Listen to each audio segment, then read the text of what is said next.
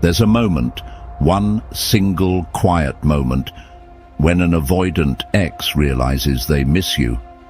But here's the kicker. It's not when you think it is. It's not when you're texting them at 2 a.m. pouring your heart out. It's not when you're trying to prove your worth or chasing their affection. It happens in the silence, in the stillness, in the space where they once felt your presence. And now it's gone. At first, they feel relief. The weight of the relationship is lifted. No expectations, no deep conversations, no vulnerability. They tell themselves they don't need anyone. They convince themselves that distance is safety. But even the most independent minds aren't immune to loss.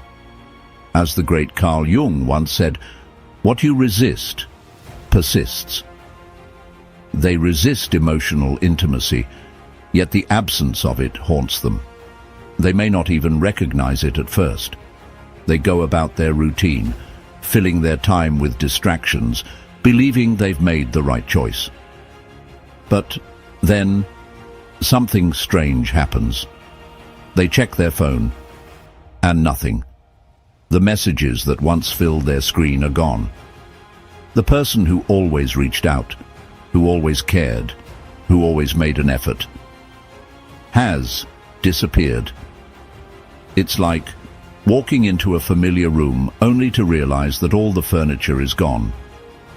They expected you to still be there, waiting in the wings, orbiting their world like a planet caught in their gravitational pull. That's when the first flicker of longing creeps in. Think of it like a song they never paid attention to until it stopped playing. Silence amplifies absence, and as days turn into weeks, they start wondering, what are you doing?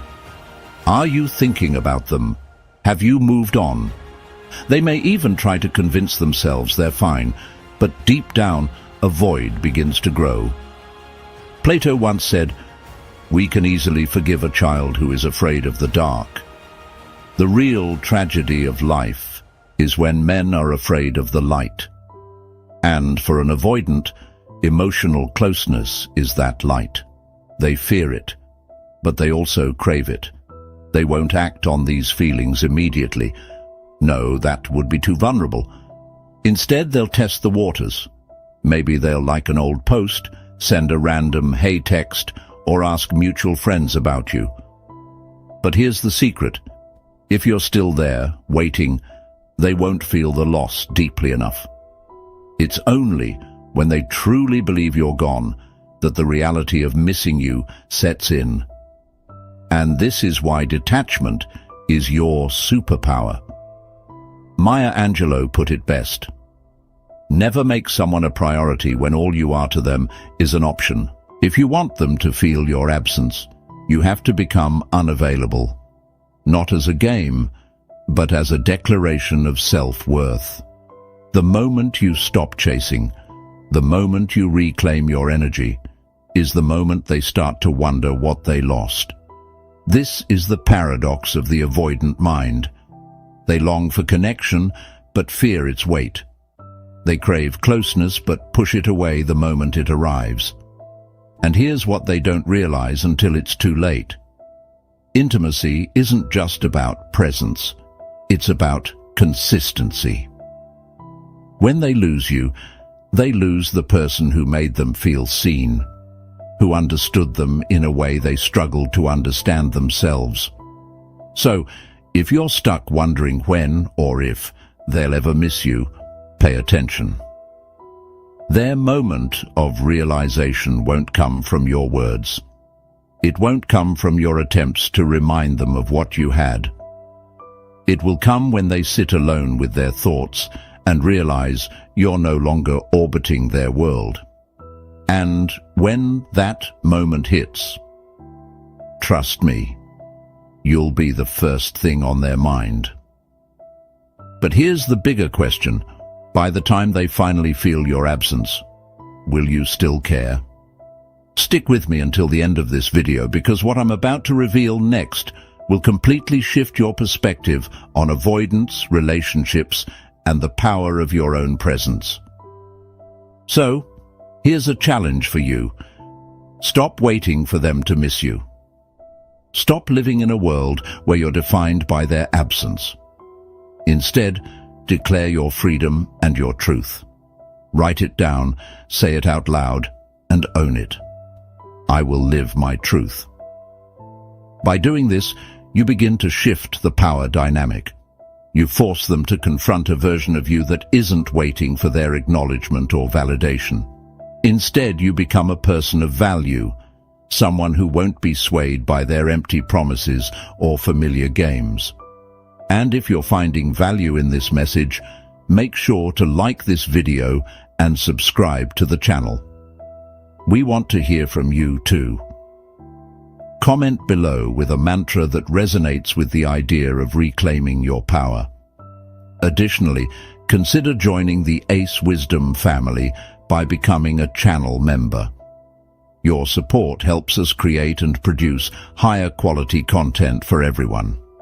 Together, we can explore these concepts more deeply and empower each other to live authentically.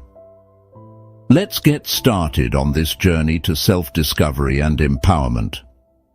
Stay focused and remember that the path to reclaiming your worth begins with understanding the exact moment an avoidant ex starts missing you. Number 1. Understanding avoidant attachment. To grasp the dynamics at play when an avoidant ex starts missing you, it's essential to understand the concept of avoidant attachment. Individuals with an avoidant attachment style often struggle with intimacy and vulnerability. Their past experiences shape a belief that closeness can lead to pain, so they instinctively create emotional distance in relationships. This defense mechanism can manifest in various ways, from dismissing feelings to withdrawing during moments of emotional connection. Understanding this behavior is crucial because it allows you to see the relationship for what it is. Rather than taking their avoidance personally, you recognize it as a reflection of their struggles. When a relationship with an avoidant partner ends, the silence that follows may seem deafening. They may appear unfazed by the breakup, reinforcing the belief that they simply don't care. However, it's important to realize that their initial response is often a facade. Underneath their calm exterior lies a whirlwind of emotions they're unwilling or unable to confront. They may miss you, but won't readily admit it, as doing so would require them to face their vulnerabilities and the very emotions they've worked so hard to suppress. This can create a paradox where they feel your absence deeply, but react by maintaining the emotional distance they've always known. Another layer to consider is the role of fear in the avoidant mindset. Fear of rejection and fear of losing independence often plague those with an avoidant attachment style. Even if they do start to miss you, they may grapple with the anxiety of what that means for their sense of self. They may wonder if reaching out would signify a weakness or lead to a cycle of dependency they desperately want to avoid. This fear can lead them to stay silent, causing them to oscillate between wanting to connect and retreating back into their emotional shell. Interestingly, their silence can create an illusion of control. When you're not in contact, it feeds their narrative that they can dictate the pace of emotional engagement. They feel more secure when they think they can maintain the upper hand by staying distant. But here's the twist. While they may think they're in control, your absence can stir a sense of longing that disrupts this false sense of security. They begin to question their choices, and the reality of missing you starts to settle in, although they may struggle to acknowledge it. In these moments, the dynamic shifts subtly. The silence, which was once a comfortable cocoon for them, begins to transform into a source of discomfort. They might reminisce about the connection you shared, feeling the pang of loss creeping in as they start to acknowledge the void you've left. This can be a pivotal moment for them, where they find themselves in a battle between their instincts to retreat and their desire to reconnect. It's a delicate dance that highlights the complexities of human emotions and relationships, especially when it comes to avoidant individuals. Ultimately, recognizing the intricate dance of avoidant attachment can help you navigate your own feelings in the aftermath of the relationship. While it may be tempting to wallow in sadness or confusion about their feelings, understanding that their behavior is rooted in their fear and insecurity allows you to reclaim your narrative. You can choose to move forward, armed with the knowledge that their silence speaks volumes about their inner turmoil rather than your worth or desirability. Understanding avoidant attachment is the first step in unraveling the complexities of your ex's behavior when they start to miss you. It highlights that their emotional distance is not a reflection of your value, but rather a manifestation of their own struggles. By recognizing this, you empower yourself to step away from their narrative and begin to embrace your own truth. It's a journey of self-discovery that leads to personal growth and a clearer understanding of what you deserve in future relationships. Number 2. The moment of realization. The exact moment an avoidant ex starts missing you often hinges on a sudden shift in their internal landscape. For many avoidants, there comes a time when the absence of their partner becomes painfully apparent. They might be going about their daily lives, feeling fine, when an unexpected trigger, a song, a place, or even a conversation, evokes a flood of memories. Suddenly, they find themselves confronted with feelings they've buried under layers of self-protection. This can lead to a moment of realization where they recognize the depth of their emotional attachment to you, which they've previously been too afraid to acknowledge. In that moment, the avoidant ex may feel a mix of emotions, longing, regret, and perhaps a bit of guilt.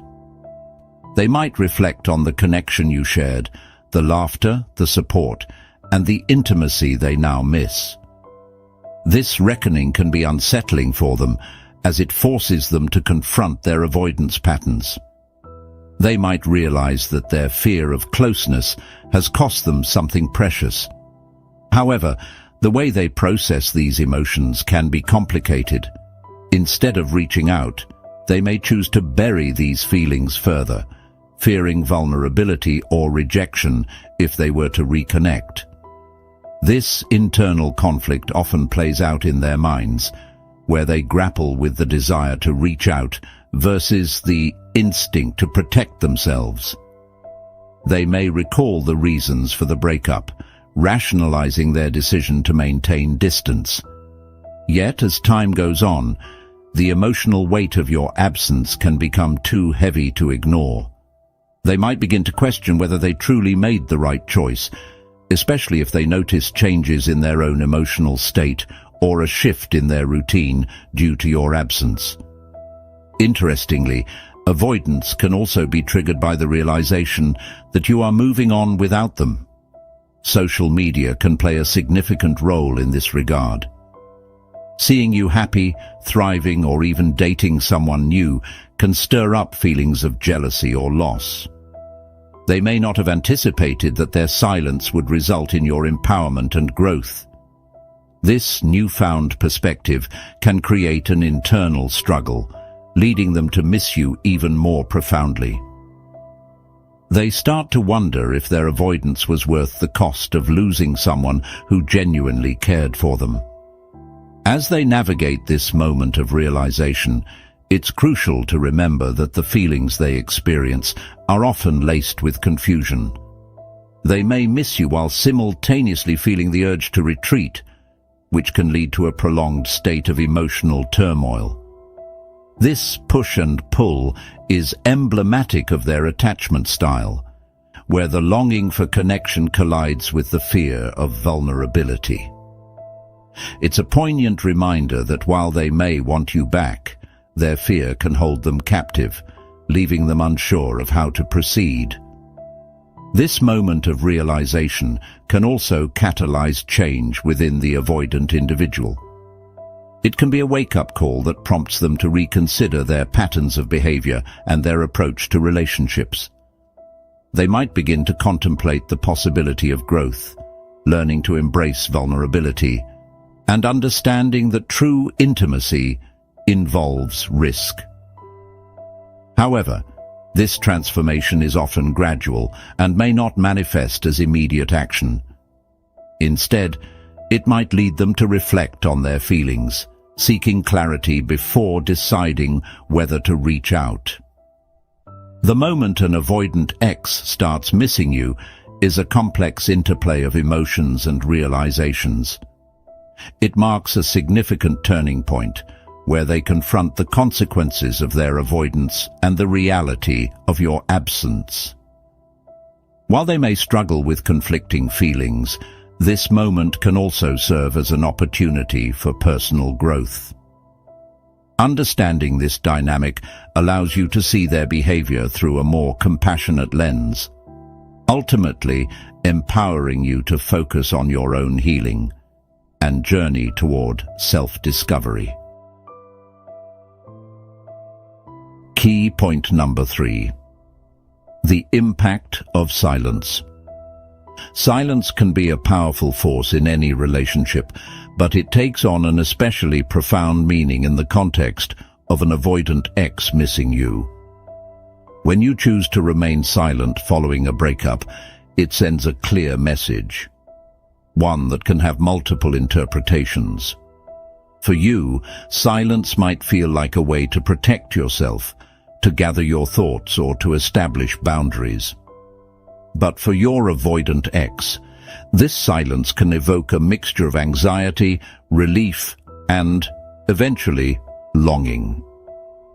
They might initially perceive your silence as a sign of strength, perhaps even a form of punishment. However, as time goes on, it can morph into a source of discomfort and reflection. During this period of silence, the avoidant X may begin to grapple with their feelings of loss. Initially, they might feel liberated, relishing the space they craved during the relationship. Yet, as days turn into weeks, the absence of your presence can start to weigh heavily on their psyche. They might find themselves reminiscing about the connection you once shared, the laughter, the support, and the moments of intimacy that now feel like a distant memory. It's during this time that they often realize how much they took for granted and how much they truly miss you. This phase of realization can be particularly challenging for an avoidant person. They may experience a sense of confusion as they try to navigate the conflicting emotions that arise. On one hand, they might feel a longing to reconnect with you, to bridge the gap that silence has created. On the other hand, the very thought of vulnerability can be terrifying, triggering their instinct to retreat even further. This internal struggle is a hallmark of avoidant attachment, where the desire for closeness battles against the fear of intimacy. The silence, which they initially welcomed, becomes a painful reminder of what they've lost. Furthermore, silence can amplify their insecurities and fears. In the absence of communication, they may speculate about your feelings and how you're coping. Are you moving on? Have you found someone new? These questions can lead to feelings of inadequacy and self-doubt. They might convince themselves that they weren't worthy of your love, or that they made a mistake in pushing you away. This can create a sense of urgency within them, prompting them to confront their fears of connection and consider reaching out. However, this urge is often met with hesitation, as they fear the vulnerability that comes with such a step. As time passes, the impact of silence can also shift the power dynamic between you. What may have started as a means of self-protection can evolve into an act of empowerment.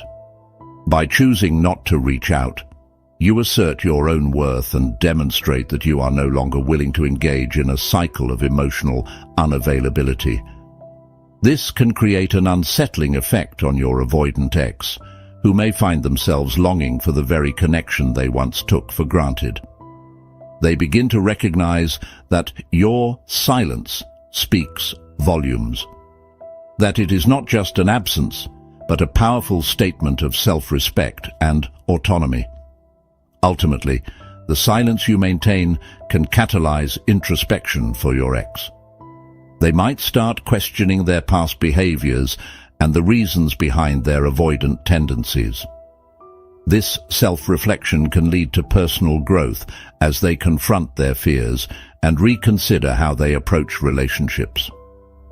They may begin to realize that vulnerability is not a weakness, but rather a crucial element of genuine connection. It is through this process that they might start to understand the importance of emotional intimacy and the cost of avoiding it. The impact of silence in the context of an avoidant ex missing you is multifaceted. While it can initially serve as a source of relief for them, it ultimately becomes a catalyst for reflection and realization. The absence of communication forces them to confront their feelings of loss and the complexities of their attachment style. As they navigate their emotions, your silence transforms from a shield to a powerful declaration of your self-worth. It becomes a moment for both you and your ex to reflect on what has transpired and to consider the potential for growth and change. Understanding this dynamic allows you to recognize the profound effect silence can have on an avoidant ex, ultimately empowering you on your journey toward healing and self-discovery. Key point number 4. The role of self-reflection. As your avoidant ex grapples with the reality of missing you, self-reflection becomes a critical component of their emotional journey. This process can often be sparked by moments of solitude, where the absence of your presence leaves them with nothing but their thoughts. In the stillness, they may start to reflect on the nature of their feelings, the dynamics of your relationship, and the choices they made that led to the breakup. This inward examination can be both enlightening and uncomfortable, as they confront truths they may have previously avoided. Self-reflection for an avoidant person can be fraught with conflict. They might begin to question their own attachment style and the patterns that have dictated their relationships. Why did they push you away when things got too close? Why did they resist emotional intimacy? These questions can lead them to acknowledge their fear of vulnerability, the very fear that has kept them at arm's length in their connections. It's a pivotal moment where they must confront the reality that their avoidance has not only impacted their relationships, but also their emotional well-being. The process of self-reflection can also spark feelings of regret and longing. As they think back on the moments you shared, they may feel a deep sense of loss. Memories of laughter, support, and emotional connection may resurface, contrasting sharply with the loneliness they now experience. This nostalgia can be painful, highlighting the disparity between their previous emotional state and their current reality. They may begin to wish they had acted differently, leading to a longing for the intimacy they once resisted. This reflection can be a turning point, prompting them to reconsider their past actions and the importance of connection in their lives. Moreover, during this period of self-reflection, The avoidant X may start to recognize the impact of their attachment style on their interactions with others. They might come to understand how their fear of intimacy has created barriers, not just with you, but in all their relationships. This awareness can lead to a desire for change, a yearning to break free from the cycles of avoidance that have dictated their emotional experiences. They might contemplate seeking help, whether through therapy or self-help resources, to work on their attachment issues and develop healthier relationship patterns. However, self-reflection is not always a linear process. While some avoidant individuals may embrace this opportunity for growth, others might fall back into old habits, fearing the vulnerability that comes with emotional exploration. They may oscillate between wanting to reconnect with you and retreating into their familiar patterns of avoidance. This push-pull dynamic can be frustrating, both for them and for you. Nevertheless, it is important to remember that this inner turmoil is part of their journey. Acknowledging their conflicting desires is a step towards understanding their emotional landscape. As they continue to reflect, the significance of your absence may crystallize. They might begin to see how your presence in their life brought a sense of stability and joy that they now crave. This realization can lead to a renewed desire to connect, albeit tempered by their fear of intimacy. They may feel compelled to reach out, not only to express their feelings of missing you, but also to demonstrate their willingness to confront their vulnerabilities. This desire for connection can be a powerful motivator for change, pushing them to reconsider their past actions and the choices they make moving forward. Self-reflection plays a pivotal role in the moment an avoidant X starts to miss you. It is a complex process that forces them to confront their fears, regrets, and desires. Through this journey of introspection, they may gain valuable insights into their attachment style and the impact it has had on their relationships. While the path of self-discovery can be fraught with challenges, it ultimately presents an opportunity for growth and transformation. Understanding this aspect of their emotional journey allows you to navigate your own feelings with compassion and clarity, recognizing that their struggle to connect is rooted in their fears, not in a lack of love or appreciation for you.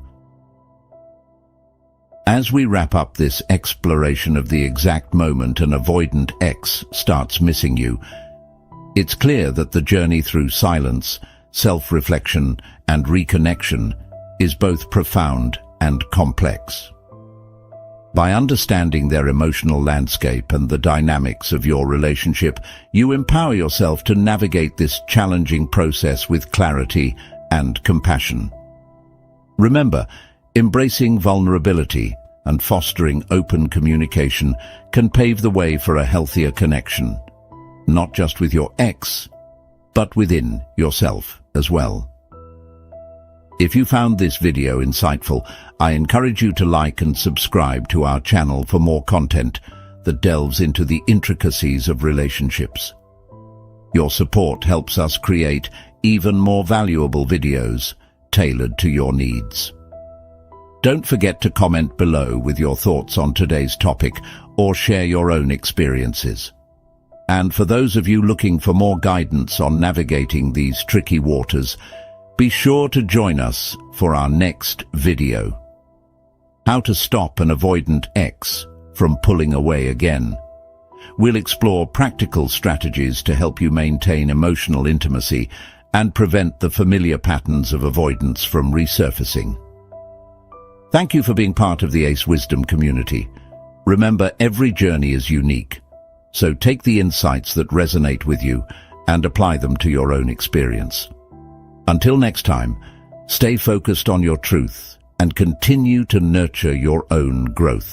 They came back, just like you wanted, just like you hoped. But something feels off, doesn't it? They're here, but they're not really here. Distant, guarded, like a stranger wearing the face of someone you used to know. And now you're left wondering, why?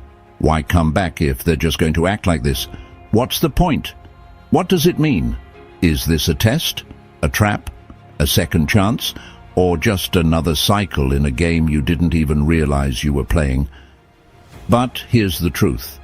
One the Stoics understood well: detachment is a form of control. Marcus Aurelius once said, "You have power over your mind, not outside events." Realize this, and you will find strength. Your avoidant ex? They live by this rule, whether they realize it or not. They don't come back because they're ready to love you. They come back to see if they still have an effect on you. To confirm that, despite all the silence, the space, the time apart, they still exist in your mind. You think they're distant because they're unsure, hesitant, maybe even scared of their feelings. And maybe, just maybe, that's true. But more often than not, this distance, it's their shield. It's the way they keep the upper hand. Because as long as you're the one trying to close the gap, they never have to face what they actually feel. They can stay safe, untouched, in control. Seneca put it best. He who suffers before it is necessary suffers more than is necessary. Right now, you're suffering over their distance, their mixed signals, their half-hearted return. You're over-analyzing every message, every hesitation, every cold reply. But ask yourself, why are you chasing clarity from someone who thrives in confusion? Why are you looking for emotional security in someone who has spent their whole life avoiding it? Here's what you need to understand.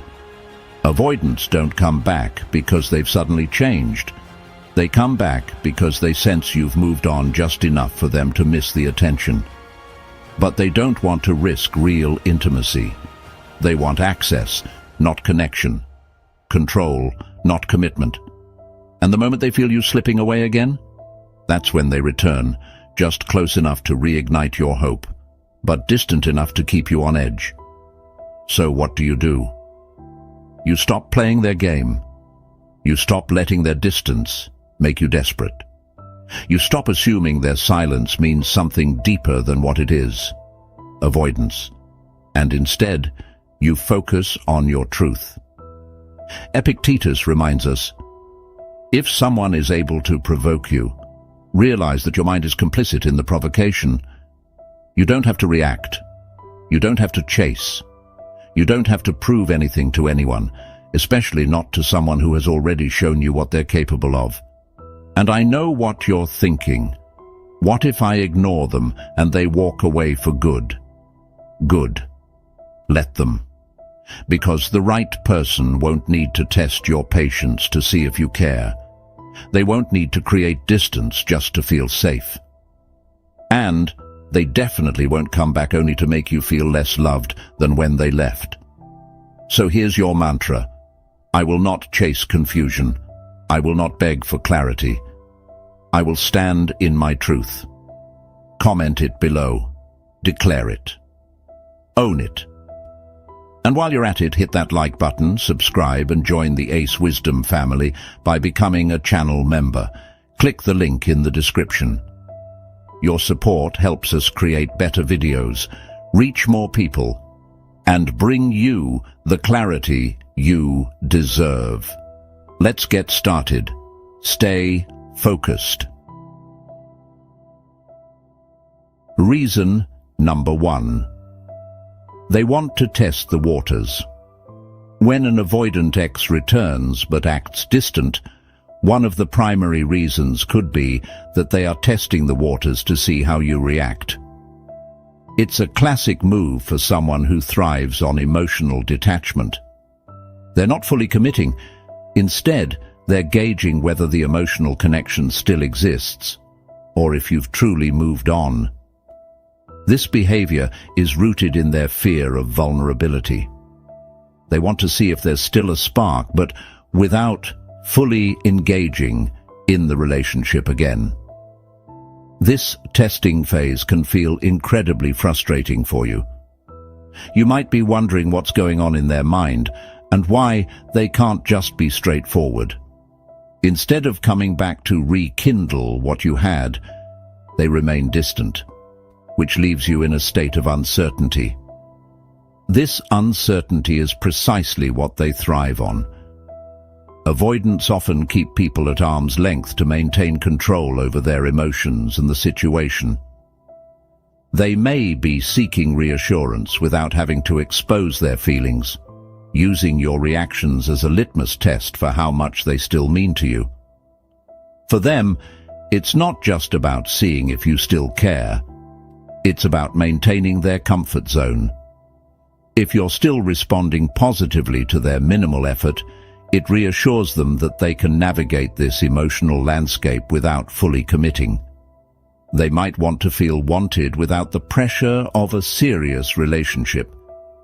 In this sense, their distance becomes a defense mechanism, a way to protect themselves from the very vulnerability that intimacy demands.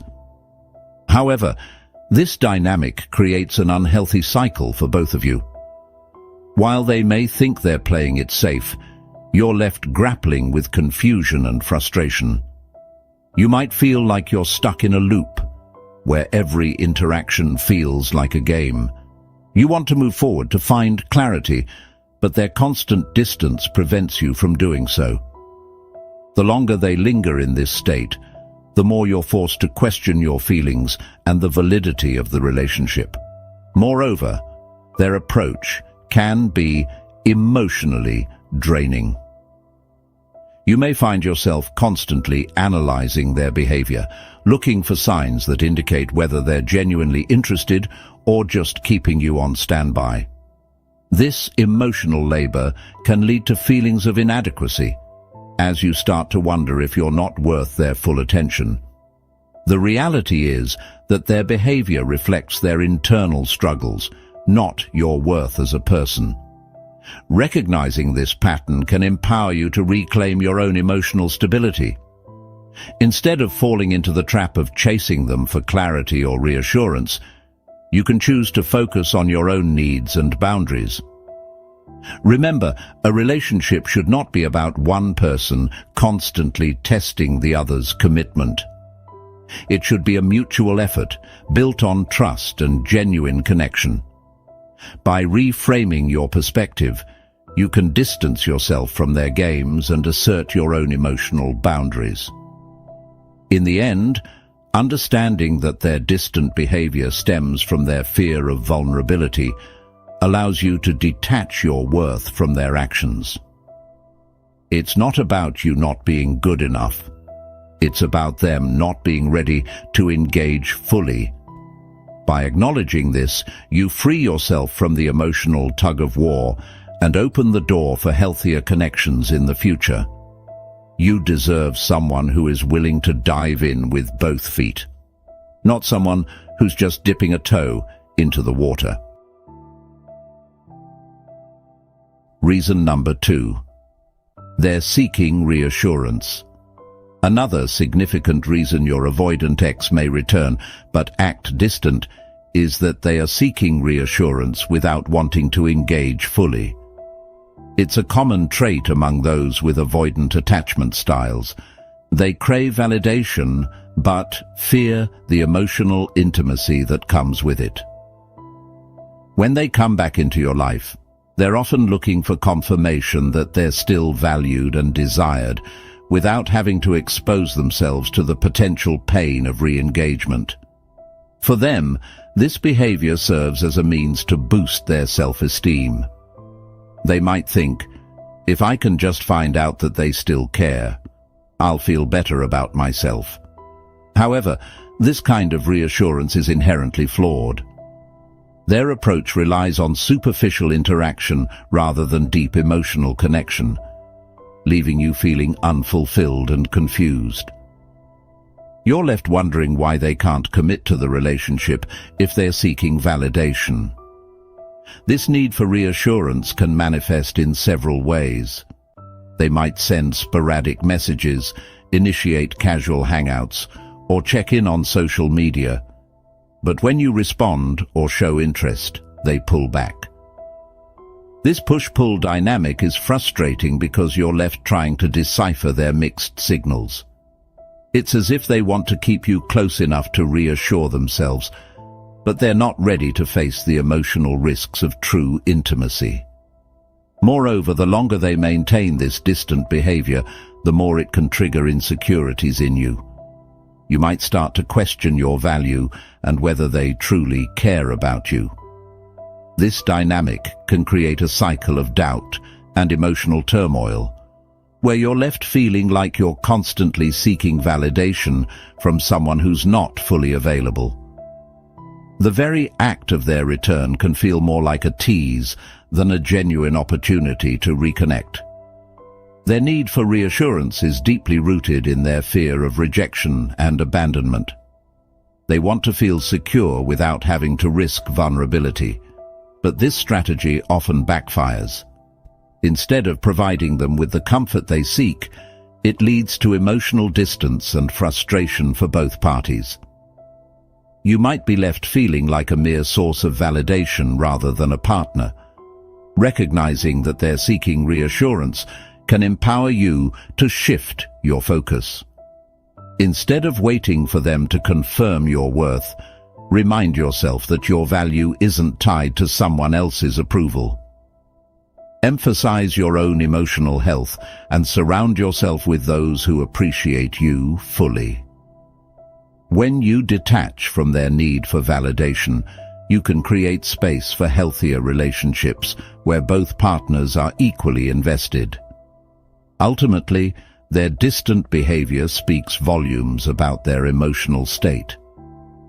They're not ready to confront their own feelings, which is why they revert to seeking superficial reassurance.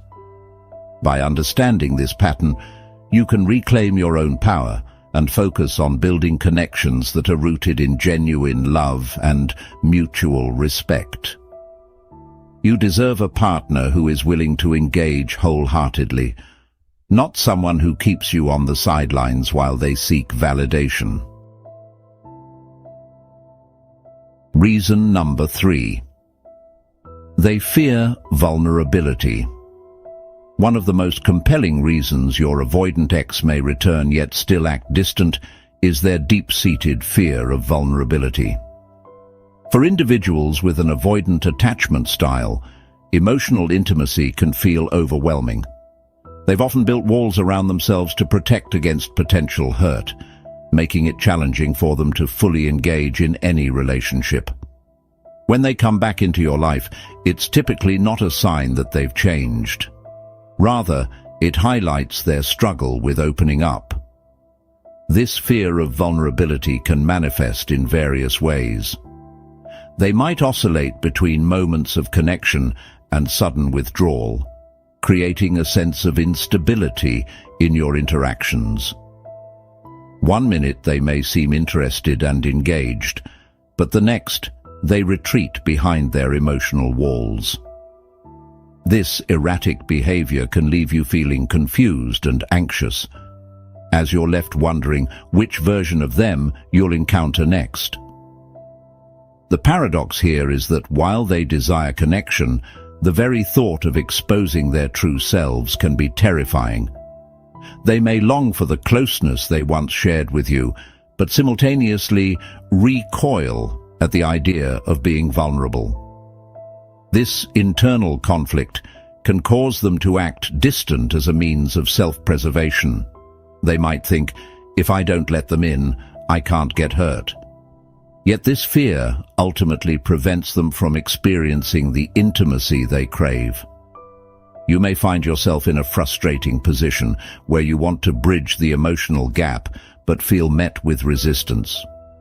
Their behavior can feel like a wall that you can't penetrate, leaving you to wonder if they truly want to be close, or if they're simply trying to keep you at arm's length. This pattern is exhausting, and it can make you question the very foundation of your relationship. Furthermore, their fear of vulnerability often leads to self-sabotaging behaviors. They may engage in petty arguments, make excuses for not spending time together, or throw up barriers that prevent deeper discussions about feelings and commitment. These actions can be a way to test the waters without fully committing, as they want to see how much they can get from you without risking their own emotional safety. Recognizing that their distance is rooted in fear can be a turning point for you. It allows you to approach the situation with empathy while also setting your own boundaries. Understand that you cannot force someone to be vulnerable or to confront their fears. You can, however, choose to protect your own emotional well-being. Instead of trying to break down their walls, focus on creating a space where vulnerability can be encouraged but not forced. Ultimately, their fear of vulnerability doesn't reflect your worth or desirability. It reflects their own internal struggles. By acknowledging this, you can begin to detach your self-esteem from their actions and seek out relationships where both parties are willing to engage openly. You deserve a connection that's built on trust and emotional safety, not one that's constantly overshadowed by fear and distance. Reason number 4. They're testing your commitment. Another reason your avoidant ex may return but act distant is that they are testing your commitment to see how much you're willing to invest in the relationship.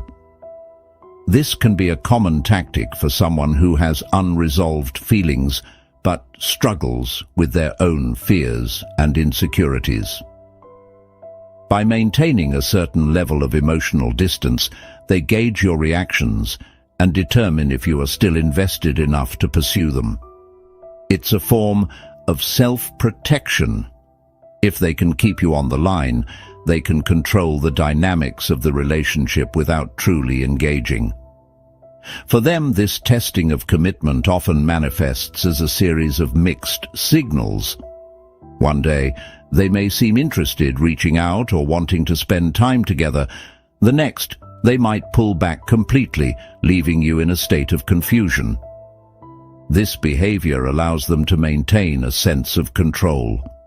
They want to see how far you'll go to prove your feelings before deciding whether to reciprocate or retreat. It's a psychological game that can be emotionally taxing for both parties. The crux of this testing lies in their fear of abandonment.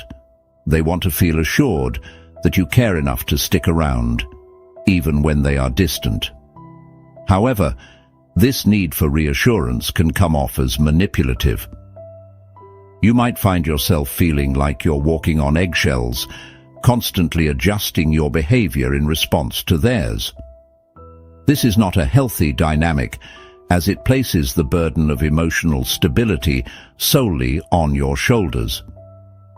As they test your commitment, they are also projecting their own insecurities. Their behavior often stems from past experiences of being let down or abandoned, leading them to question whether anyone would truly be there for them in times of need. However, rather than addressing these fears directly, they resort to indirect tactics that leave you feeling uncertain and anxious. They might think, if they care enough, they'll wait for me to figure this out. Recognizing this pattern can empower you to take a step back and evaluate the situation. You shouldn't have to prove your commitment through endless cycles of testing. Instead, it's essential to establish clear boundaries for yourself. You deserve to be in a relationship where both partners actively contribute to the emotional landscape, rather than one where you're consistently validating someone else's insecurities. In the end, their need to test your commitment reveals more about their struggles than it does about your worth. By acknowledging this, you can reclaim your power and refocus on your own emotional needs. You deserve a partner who values you enough to invest in the relationship without making you jump through hoops to prove your loyalty. Establishing a healthy relationship dynamic involves open communication and mutual commitment, not a game of emotional chess. Ultimately, the key is to recognize that their distant behavior is not a reflection of your value, but rather a manifestation of their fears and insecurities. By prioritizing your own emotional health and seeking relationships built on trust and genuine connection, you can break free from the cycle of testing and create a more fulfilling romantic experience. Reason number 5. They're uncertain about their feelings. Another compelling reason your avoidant ex may return, yet act distant, is that they are uncertain about their feelings. This uncertainty can stem from a variety of factors, including unresolved emotions from your previous relationship, fear of commitment, or simply confusion about what they truly want. When they re-enter your life, they may be trying to figure out their feelings while simultaneously keeping you at arm's length.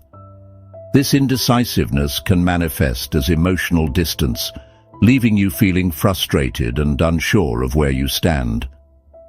For avoidant individuals, acknowledging and expressing their feelings can be incredibly challenging. They may struggle to articulate their emotions, fearing that doing so might make them vulnerable. As a result, when they come back into your life, they might oscillate between moments of closeness and withdrawal. They may want to reconnect with you, but are also grappling with doubts and fears that prevent them from fully committing. This internal conflict can make it feel as though they're playing a game, leading you to question their intentions. Their uncertainty often arises from a combination of past experiences and a fear of the unknown. They might have unresolved feelings about your previous relationship or be dealing with insecurities that make them hesitant to jump back in. They could be reflecting on what went wrong before and wondering if the same issues will resurface. This is particularly common for avoidants, who often fear intimacy because of the potential for emotional pain. As they navigate their feelings, they may inadvertently create a sense of emotional instability in your interactions. You might find yourself feeling like a backup plan or a safety net rather than a valued partner. This can be incredibly disheartening as you want to engage and build a connection, but their uncertainty keeps you on the outside looking in. This push and pull dynamic can leave you feeling vulnerable and questioning your own emotions. Recognizing that their distant behavior stems from uncertainty can be a pivotal moment for you. It allows you to approach the situation with compassion while also understanding your own worth. You should never have to bear the weight of someone else's emotional indecision. Instead, you can focus on establishing your own boundaries and prioritizing your emotional health. While it's important to be empathetic, it's equally essential to protect yourself from being caught in a cycle of confusion. Ultimately, their uncertainty about their feelings doesn't reflect a deficiency in you. Rather, it reveals their internal struggles. By understanding this, you can choose to step back and give them the space they need to figure out their emotions without sacrificing your own needs. You deserve a relationship where both partners are willing to explore their feelings openly and commit to building a meaningful connection. It's vital to remember that you should not be responsible for another person's emotional clarity. Their distant behavior may stem from their uncertainty, but that does not diminish your value or the type of love you deserve. By focusing on your own growth and seeking relationships that foster mutual understanding and emotional safety, you can move forward toward a healthier, more fulfilling romantic experience. Thank you for joining us in exploring the complex dynamics of why an avoidant ex may return, but act distant. We've unpacked several reasons, from their fear of vulnerability and unresolved trauma, to their need for control and testing your commitment. Understanding these behaviors can empower you to navigate your emotions and make informed decisions about your own well-being. Remember, you deserve a relationship where both partners are fully engaged, open, and willing to grow together. If you found this video helpful, please give it a thumbs up and consider subscribing to our channel for more insightful content. Your support allows us to continue creating videos that foster understanding and emotional growth. We'd also love to hear from you. Share your thoughts or personal experiences in the comments below. What resonated with you most about today's discussion? And don't forget to join the Ace Wisdom family by becoming a channel member. Click the link in the video description to learn how you can support us in producing higher quality content. Together, we can build a community that promotes healing and understanding. Now, stay tuned for our next video, where we'll delve into another intriguing topic. Why an avoidant ex watches your stories but stays silent. You won't want to miss it. Until next time, take care of yourselves and remember to prioritize your emotional health. Keep moving forward with clarity and strength. Thank you for watching. They don't regret losing you when you're still waiting. They don't miss you when you're still available. And they don't fear losing you when you're still playing their game. The truth is, an avoidant ex only starts to feel the weight of their choices when you do the one thing they never expected: walk away for good. Not in silence, not in hope, but in truth. Because when you truly leave, when you take your energy, your attention, your love, and your presence away, you create something they can't control. Uncertainty. And if there's one thing an avoidant fears more than attachment, it's losing their sense of control. Marcus Aurelius once said, "You have power over your mind, not outside events. Realize this, and you will find strength." That's what walking away is. It's reclaiming your power. It's not about making them miss you. It's about removing yourself from a situation that no longer serves you.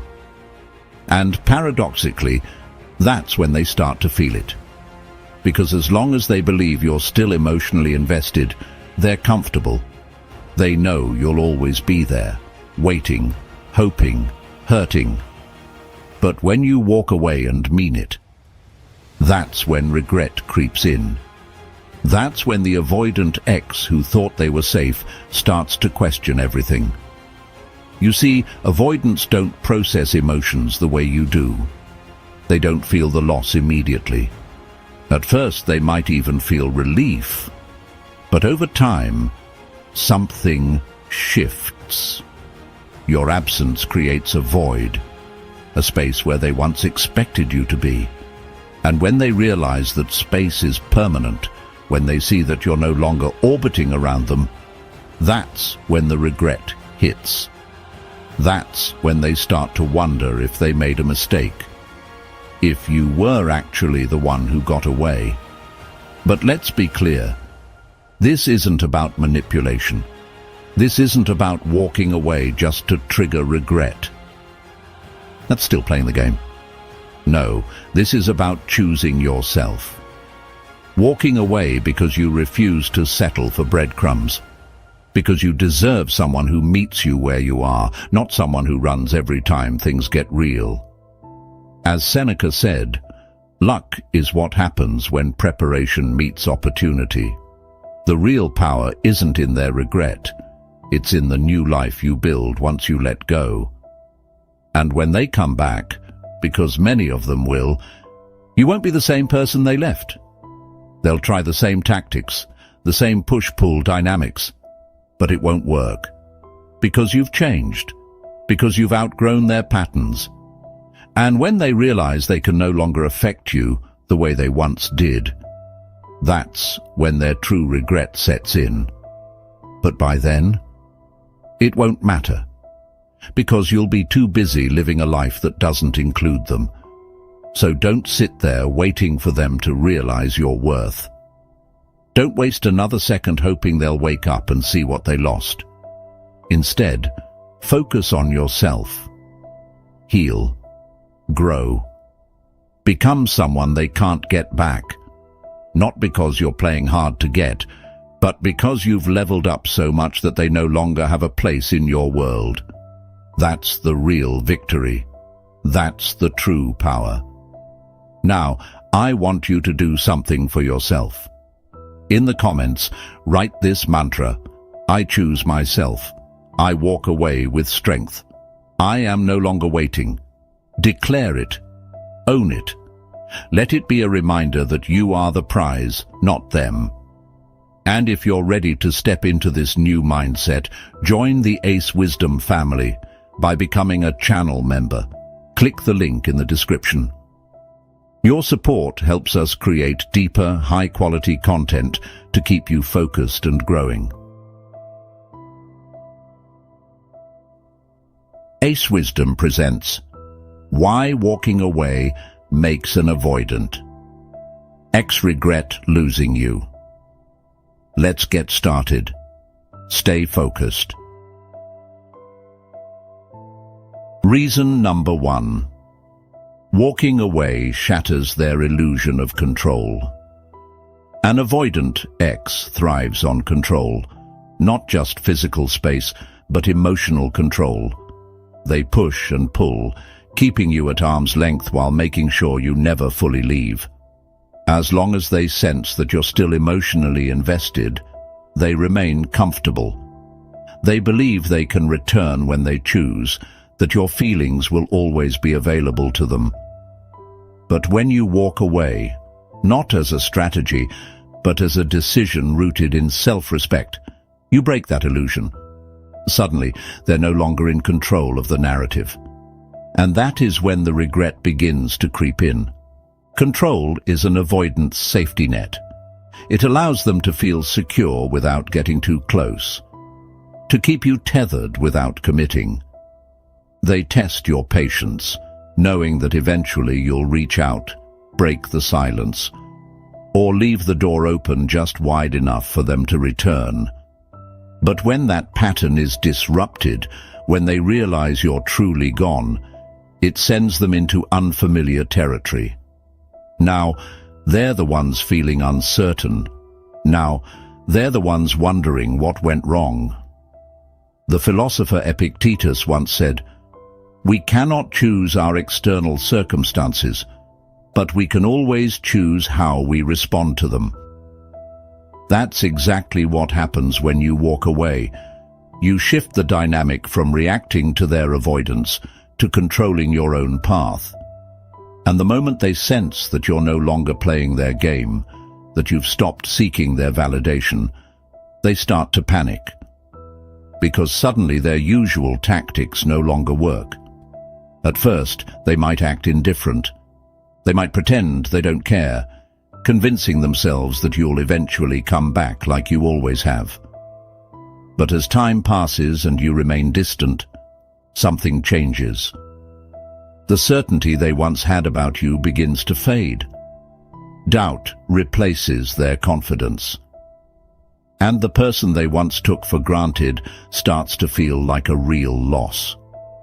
That's when the regret sets in, not because they've suddenly become emotionally available, but because they no longer hold the power they once did. But here's the most important part. Their regret doesn't mean they've changed. It doesn't mean they're ready to love you the way you deserve.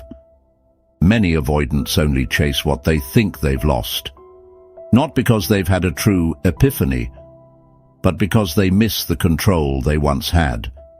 And if you let them back in too easily, the cycle repeats. They get what they want, your attention, your energy, and then retreat all over again. That's why walking away isn't just about making them regret losing you. It's about reclaiming your power.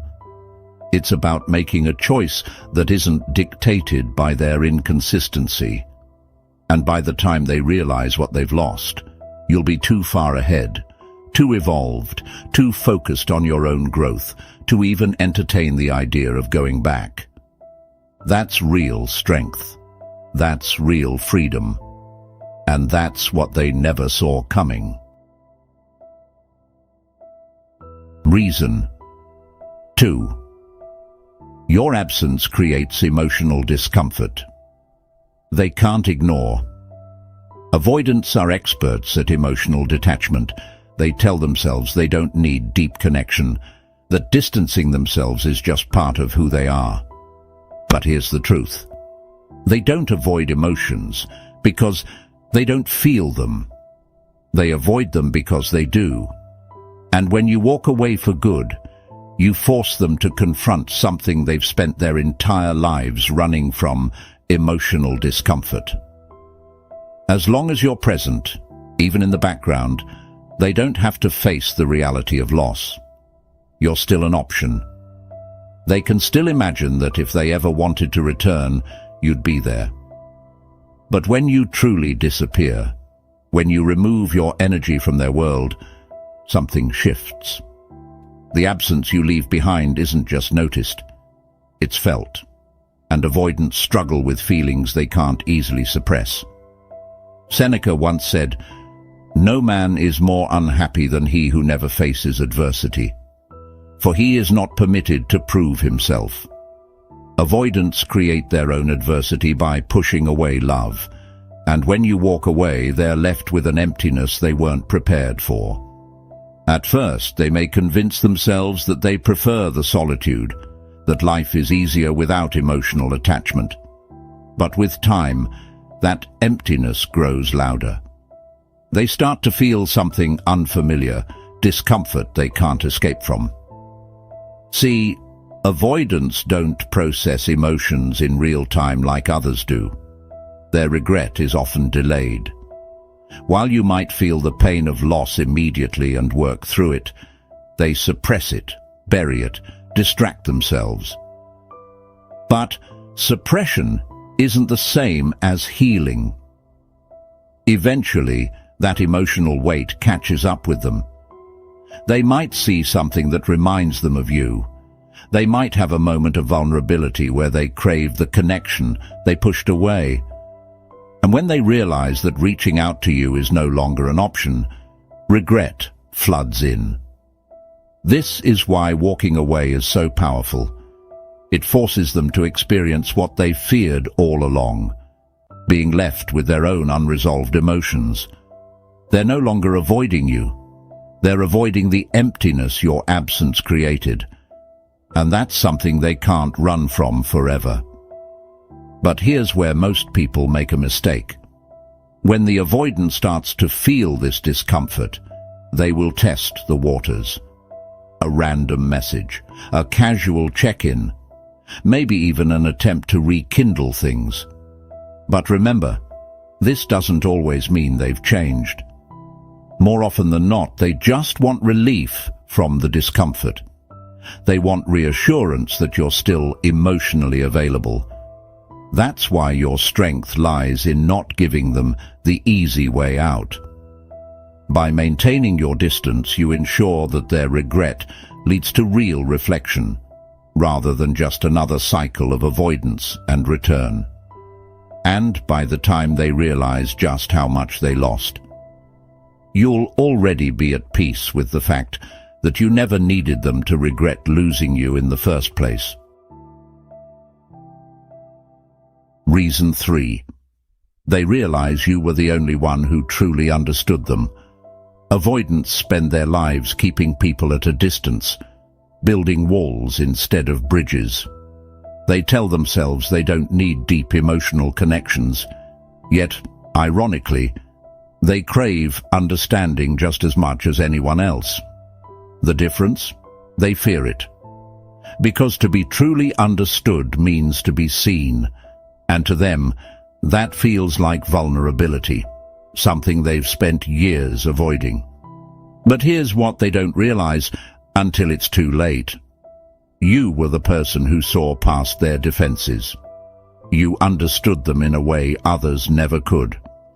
And when you walk away, That's when they start to feel the void. You see, most people don't have the patience to deal with an avoidance push-pull nature. They don't stick around when things get complicated.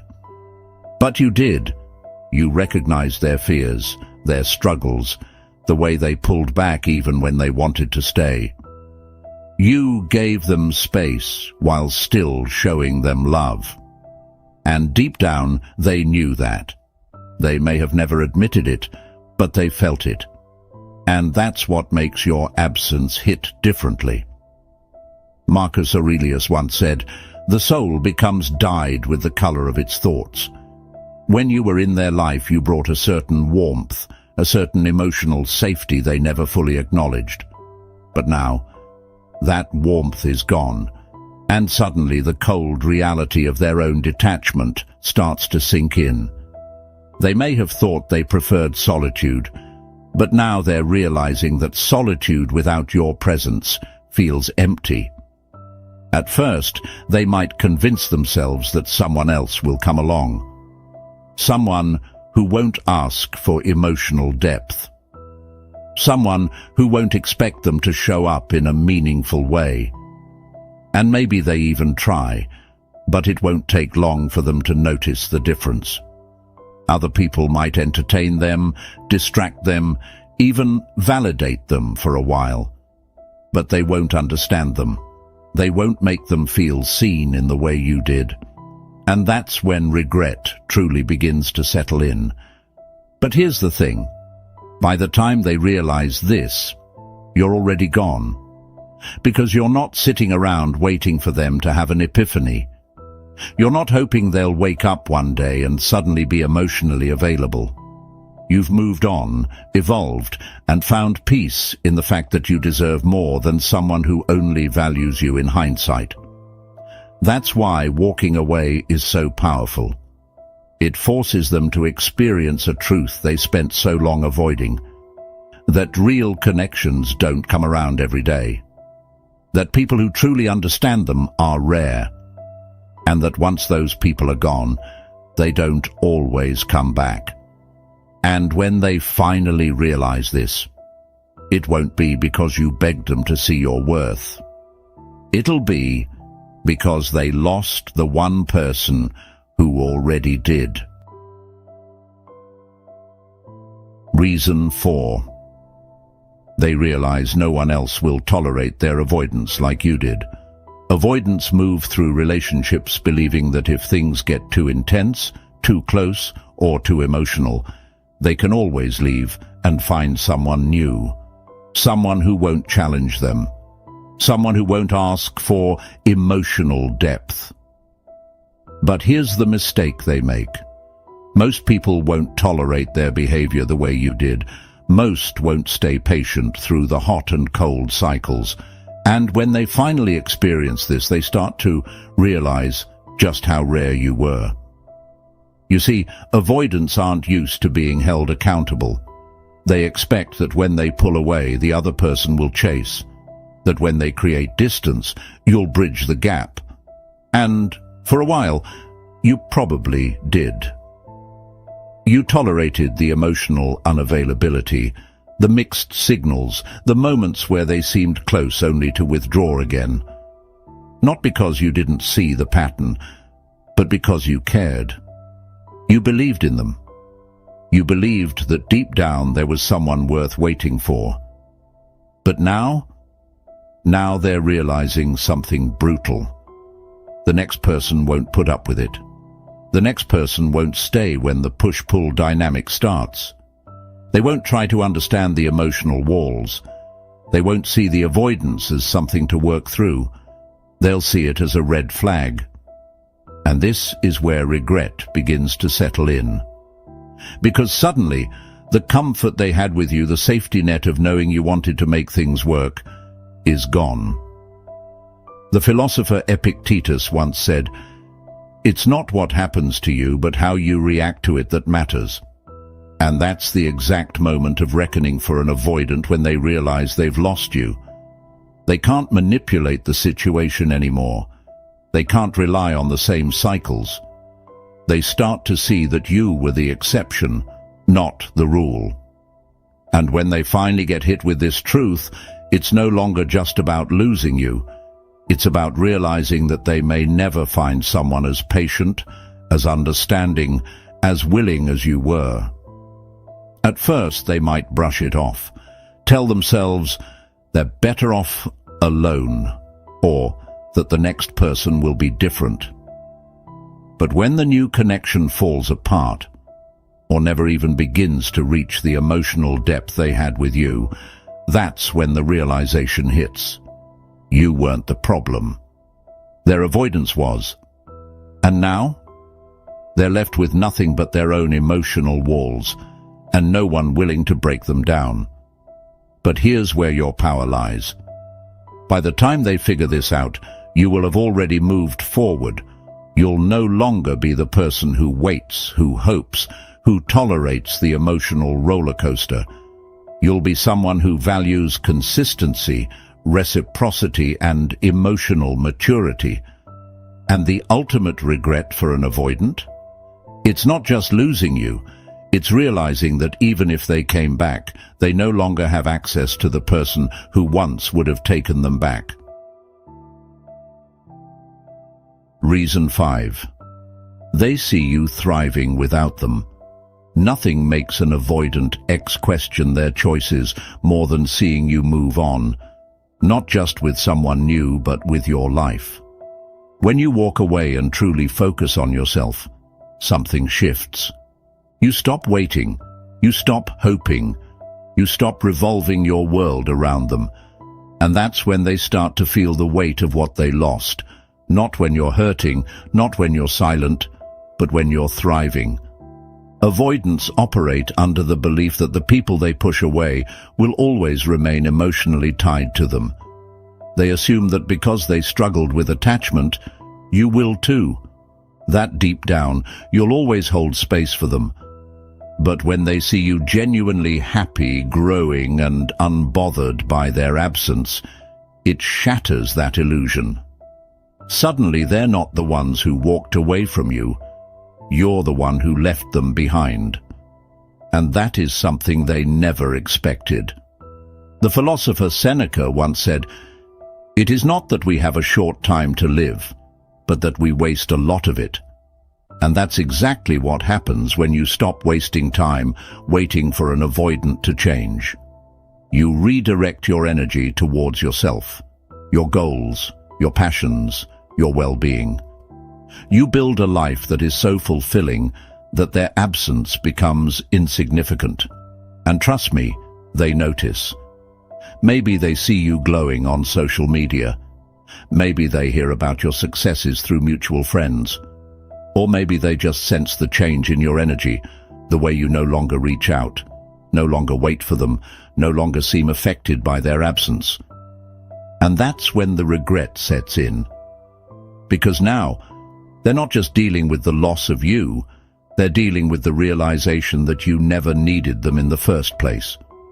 At first, they might try to convince themselves that it's just an act, that you're pretending to be okay. But as time goes on, and they see you truly evolving, they start to wonder, was I wrong? Did I let go of something real? And that's when they start reaching out, testing the waters, trying to find a way back in. But by then, it's too late. Because the most powerful thing you can do after walking away, make sure there's nothing for them to come back to. That's why your focus should never be on making them regret losing you. Your focus should be on becoming someone you are proud of, someone who no longer looks back. Because when you do that, when you shift from waiting to winning, their regret becomes irrelevant. By the time they realize what they lost, you'll already be living a life that makes them wish they had chosen differently. And that's the real victory. The final realization, and your next move. By now, you see the truth. Walking away isn't just about making an avoidant ex regret losing you. It's about freeing yourself. It's about stepping out of the cycle of emotional push and pull and reclaiming your power. Because when you stop chasing, when you stop waiting, when you finally put yourself first, that's when they start to realize what they lost. But here's the key. Their regret is no longer your problem. They may come back. They may test the waters. They may try to pull you back into their cycle.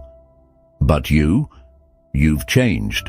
You're no longer the person who tolerates half-hearted love, emotional distance, and inconsistency. And that is what will truly leave them shaken. Not just losing you, but realizing they have no way of getting you back. And if they do return, if they reach out, but still act distant, that's where your real test begins. Because just because they regret losing you doesn't mean they've changed. It doesn't mean they're ready to offer you the love, the commitment, or the emotional security you deserve. So what does it really mean when an avoidant ex comes back, but still acts distant? And more importantly, what should you do? That's exactly what we're covering in the next video. Avoidant ex returns, but acts distant. What it means. Click the link on the screen or in the description to watch it now. And before you go, comment below. I choose myself. Declare it. Own it.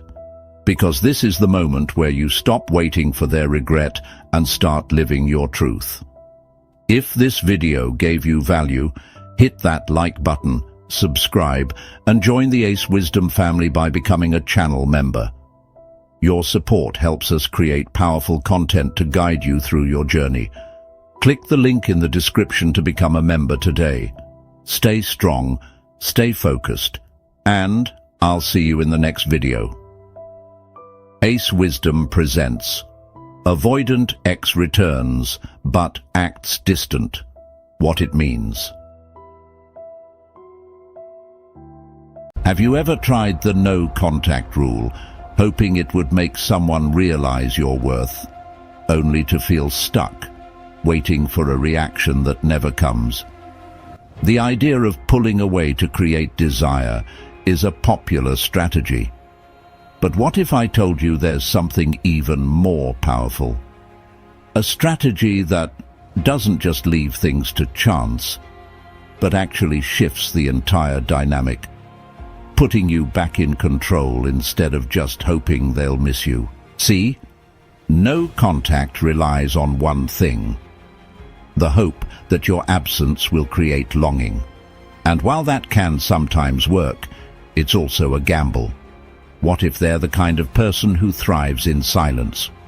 What if their ego is stronger than their regret? What if instead of breaking, they simply move on? That's why we need a better approach. One that doesn't leave your happiness in someone else's hands. As the great Sun Tzu once said, "The supreme art of war is to subdue the enemy without fighting." No contact is a form of passive resistance, but what if you could turn the entire situation to your advantage without waiting in silence? Instead of hoping they notice your absence, what if you made them see your undeniable presence without even reaching out? Because here's the truth. Silence is not enough. Transformation is. Some of the most influential people in history didn't win by withdrawing. They won by redefining the game. Martin Luther King Jr. didn't fight injustice by staying silent. He stood firm in his truth. Maya Angelou once said, "When someone shows you who they are, believe them the first time. Instead of waiting for someone to wake up and realize your worth, why not act as if you already know it? Because when you truly embrace your own value, they will feel the shift. And this is where real power comes in. This strategy isn't about playing mind games, seeking revenge, or waiting for the universe to intervene. It's about stepping into a version of yourself so magnetic, so undeniable, that they can't help but notice, without you saying a single word to them. It's about making them feel your presence in a way that no amount of silence ever could. Now, let's be honest. Deep down, they expect you to wait, to wonder, to hurt. They assume you'll sit there checking your phone, analyzing their last message, hoping for a sign. But what if you shattered those expectations completely? What if, instead of waiting for them to return, you became so unshakable that they couldn't help but take notice? The famous entrepreneur Steve Jobs once said, "Innovation distinguishes between a leader and a follower." It's time to innovate your approach. Instead of following the same old pattern, let's create something new. Something that works in your favor. And here's the best part. This strategy isn't just about them, it's about you. Because the moment you stop waiting for their validation and start living, truly living, they will feel it. Energy doesn't lie. They'll sense the shift in your confidence, in your presence, in the way you carry yourself. And that's when the real tables turn. Not because you were silent, but because you became someone they never expected you to become. So, if you're ready to discover what truly lies beneath the surface of stonewalling and how to reclaim your power, stick with me until the end of this video. What I'm about to share will change the way you handle relationships forever. But before we dive in, I want you to declare this right now. I do not wait. I elevate. Write it in the comments below. Say it out loud. Make it your mantra. Because today, you're stepping into something greater. And if you're ready to rise, support this channel by hitting the like button and subscribing. Join the Ace Wisdom family. Because together, we're going beyond no contact. We're stepping into true power. Let's get started. Stay focused. Strategy number 1. Shift the focus from them to you. One of the biggest mistakes people make when using no contact is that, deep down, they're still focused on the other person. They're waiting, watching, wondering if their absence is being noticed. But here's the truth. As long as your focus remains on them, you're still giving away your power. Think about it. If your silence is just a strategy to get a reaction, then you're not truly detached. You're just using absence as a tool for attention. And that's where most people fail. Because the real power move isn't about making them miss you. It's about making yourself so whole, so fulfilled, that their response becomes irrelevant. Buddha once said, "You yourself, as much as anybody in the entire universe, deserve your love and affection." Read that again. Because this is where everything shifts. Instead of obsessing over what they're thinking, what they're feeling, or whether they're coming back, turn that energy inward. Ask yourself, am I happy with the person I am becoming? What areas of my life need my attention right now? How can I make my presence felt? Not in their life, but in my own. This is not about pretending to move on. It's about actually moving forward. When you genuinely shift your focus to improving yourself, something incredible happens. They feel the difference. People are drawn to those who radiate confidence and purpose. When you stop waiting and start elevating, the energy changes. You become magnetic. Not because you're chasing them, but because you're finally chasing you. Strategy number 2. Become the source, not the seeker. Most people don't realize this, but attachment isn't just about love. It's about energy. When you're constantly thinking about someone, checking their social media, or hoping they'll reach out, you're in seeker mode. You're waiting for something outside of you to give you validation, to prove that you matter. But here's the problem. The more you seek, the less you attract. Psychologist Carl Jung once said, "What you resist persists. What you fight, you strengthen." When you resist the idea of letting them go, when you fight the urge to move on, you're actually feeding the connection. You're reinforcing their importance in your mind, keeping yourself emotionally tied to them. Now, let's flip the script. Instead of being the seeker, become the source. Instead of seeking love, become love.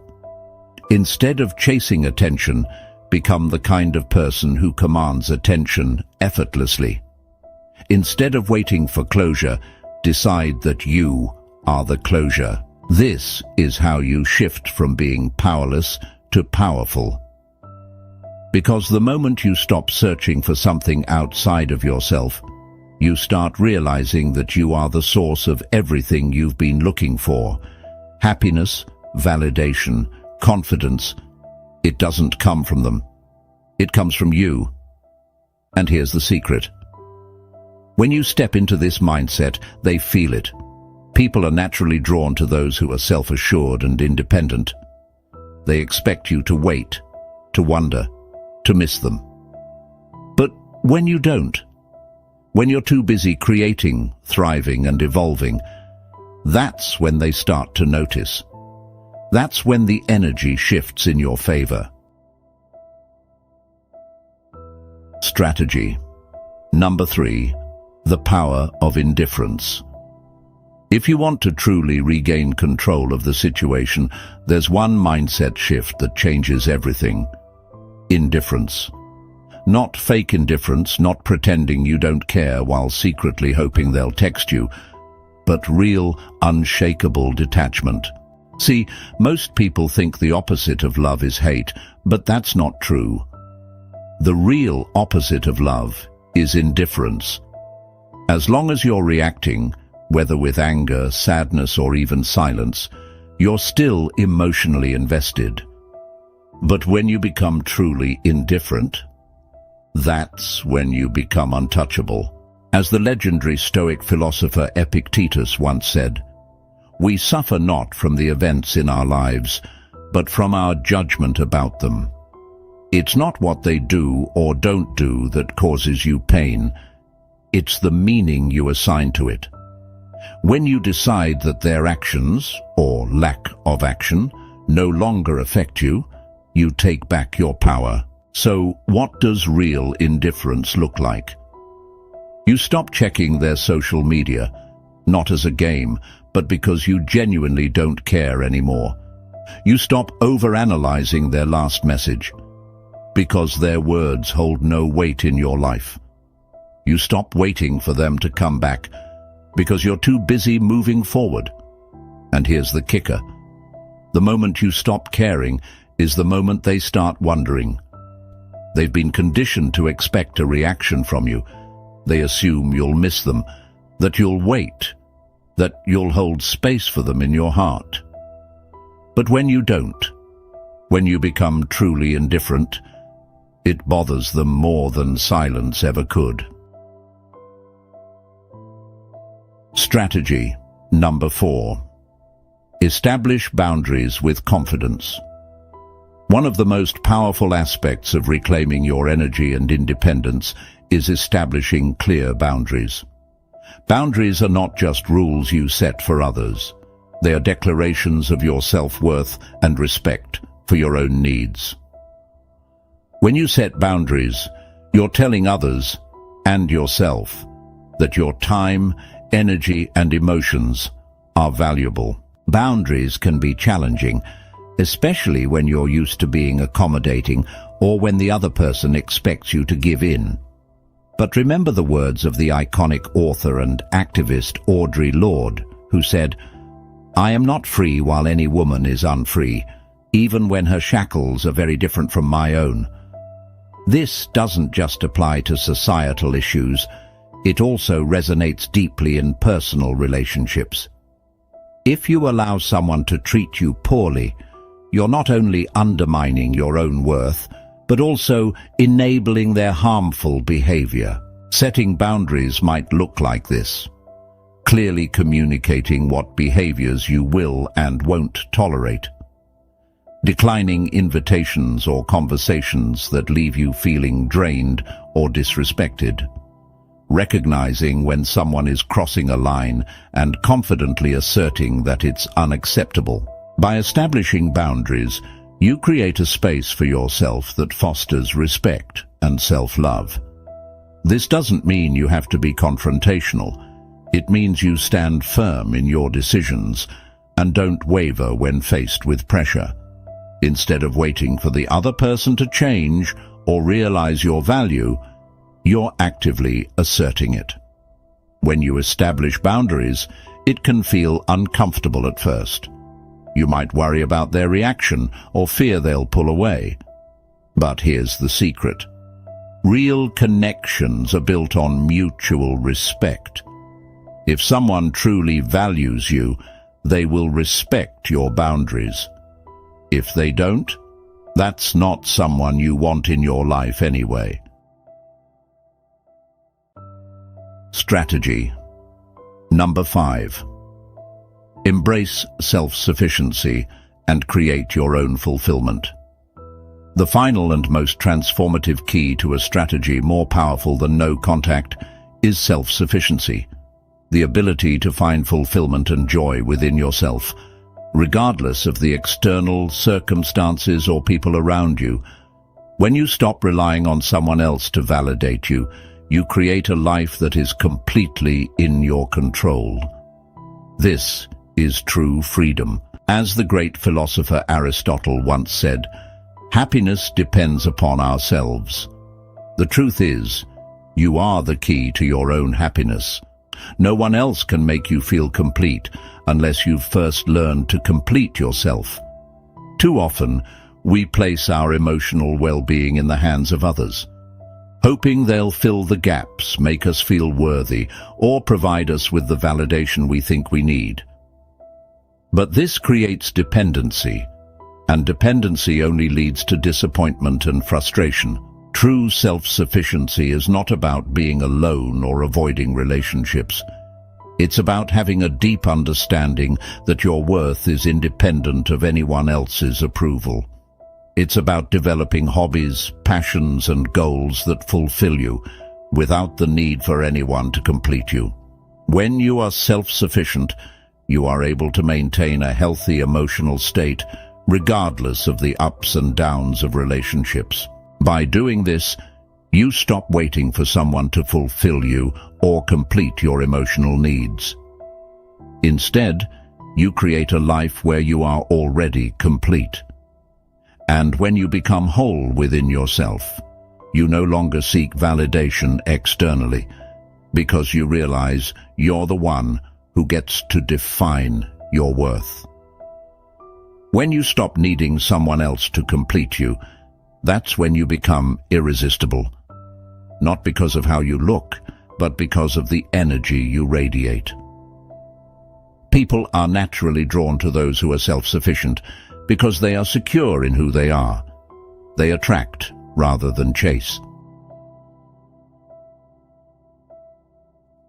Strategy number 6. Cultivate emotional intelligence and awareness. As you move forward on this journey of self-discovery and empowerment, one of the most crucial tools at your disposal is emotional intelligence. This means being aware of your emotions, understanding their roots, and managing them effectively, especially in the context of relationships. By honing this skill, you can respond to situations with clarity rather than react impulsively based on past pain or insecurities. Renowned psychologist Daniel Goleman, who popularized the concept of emotional intelligence, stated, "In a very real sense, we have two minds, one that thinks and one that feels. Recognizing the difference between your emotional responses and rational thoughts allows you to navigate relationships more effectively." When you cultivate emotional intelligence, you empower yourself to make decisions that align with your true values, rather than just responding to emotional triggers. Here's how to cultivate emotional intelligence. Self-reflection. Take time to reflect on your feelings. What triggers your emotions?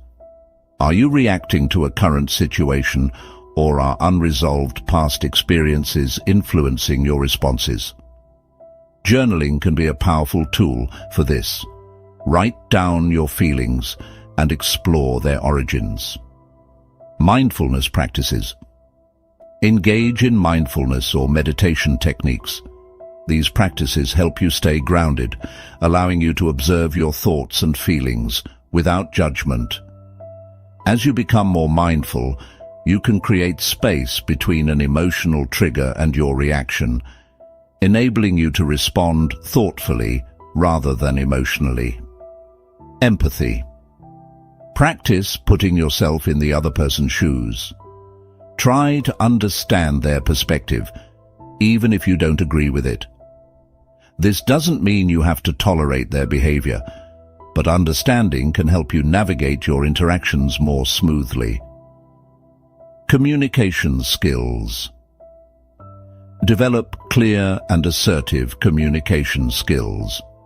When you express your feelings and boundaries calmly and confidently, you not only reinforce your self-worth, but also model healthy behavior for others. When you enhance your emotional intelligence, you can approach conflicts and challenges with a clear mind and an open heart.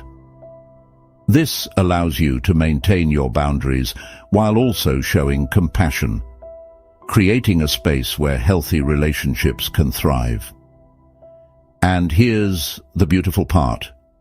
As you become more emotionally intelligent, you'll find that your relationships improve dramatically.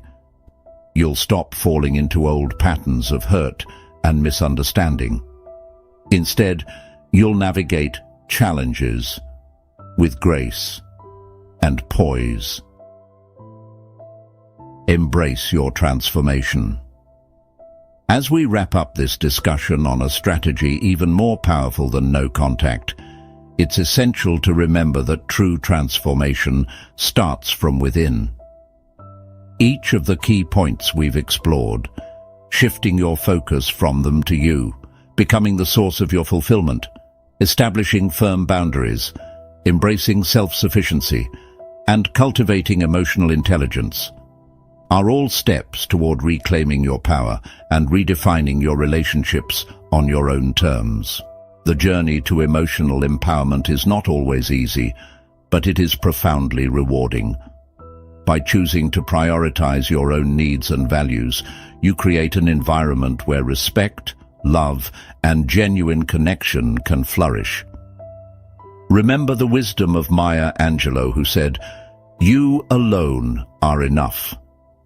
You have nothing to prove to anybody." When you truly embrace this mindset, you attract the right people and experiences into your life. Those who recognize your worth and align with your energy. Now, I encourage you to take action. Reflect on the strategies we've discussed today and choose one or two to implement in your life, starting right now.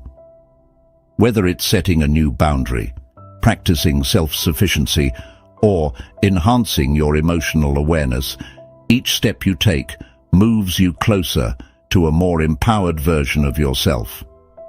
And as you embark on this transformative journey, don't forget to share your thoughts and experiences in the comments below.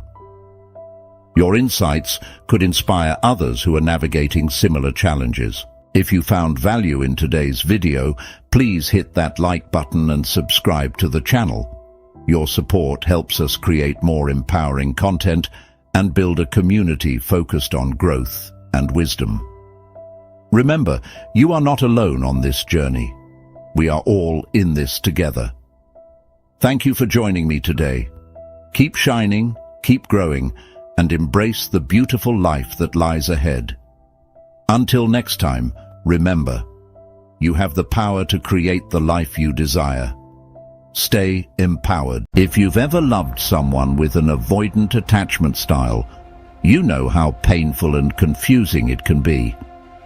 Just when things seem to be going well, When you finally feel a sense of closeness, they pull away. Maybe they suddenly need space, stop replying to texts, or say they feel overwhelmed by the relationship. And no matter how hard you try to hold things together, they keep slipping further and further away. It's frustrating, heartbreaking, and, let's be honest, exhausting. But here's what most people get wrong. Avoidants don't pull away because they don't care. In fact, the very act of distancing themselves is often their way of coping with emotions that feel too overwhelming. As psychologist Carl Jung once said, "Everything that irritates us about others can lead us to an understanding of ourselves." Your avoidant ex isn't just running from you. They're running from something inside themselves. And the more you chase, the faster they retreat. I know how tempting it is to believe that if you just prove your love, stay patient, or give them more space, things will change. But love alone isn't enough to shift an avoidant's deeply ingrained patterns. As Albert Einstein famously said, "We cannot solve our problems with the same thinking we used when we created them." If you keep responding in the same way, texting more, trying harder, waiting anxiously, you're only reinforcing the very behavior that's pushing them away. So what if you did something completely different? What if, instead of reacting emotionally every time they withdraw, you stood firm in your own worth? What if you stopped making their avoidance about you and started focusing on what truly matters, your own emotional security? This is where real power lies. As Oprah Winfrey puts it, you get in life what you have the courage to ask for. And here's the thing. Sometimes asking means setting boundaries. And sometimes it means walking away with grace instead of clinging in fear. Now I know what you're thinking. But if I pull away, won't they forget about me? Won't they move on? That fear is exactly what keeps you stuck in an unhealthy cycle. Avoidants don't come back because they miss your constant reassurance. They come back when they sense a shift in your energy, when they realize that they are no longer in control of the dynamic. The moment you stop overextending yourself and start valuing your own emotional well-being is the moment they begin to see you differently. Think about it. When you chase someone, you're signaling that they're the prize.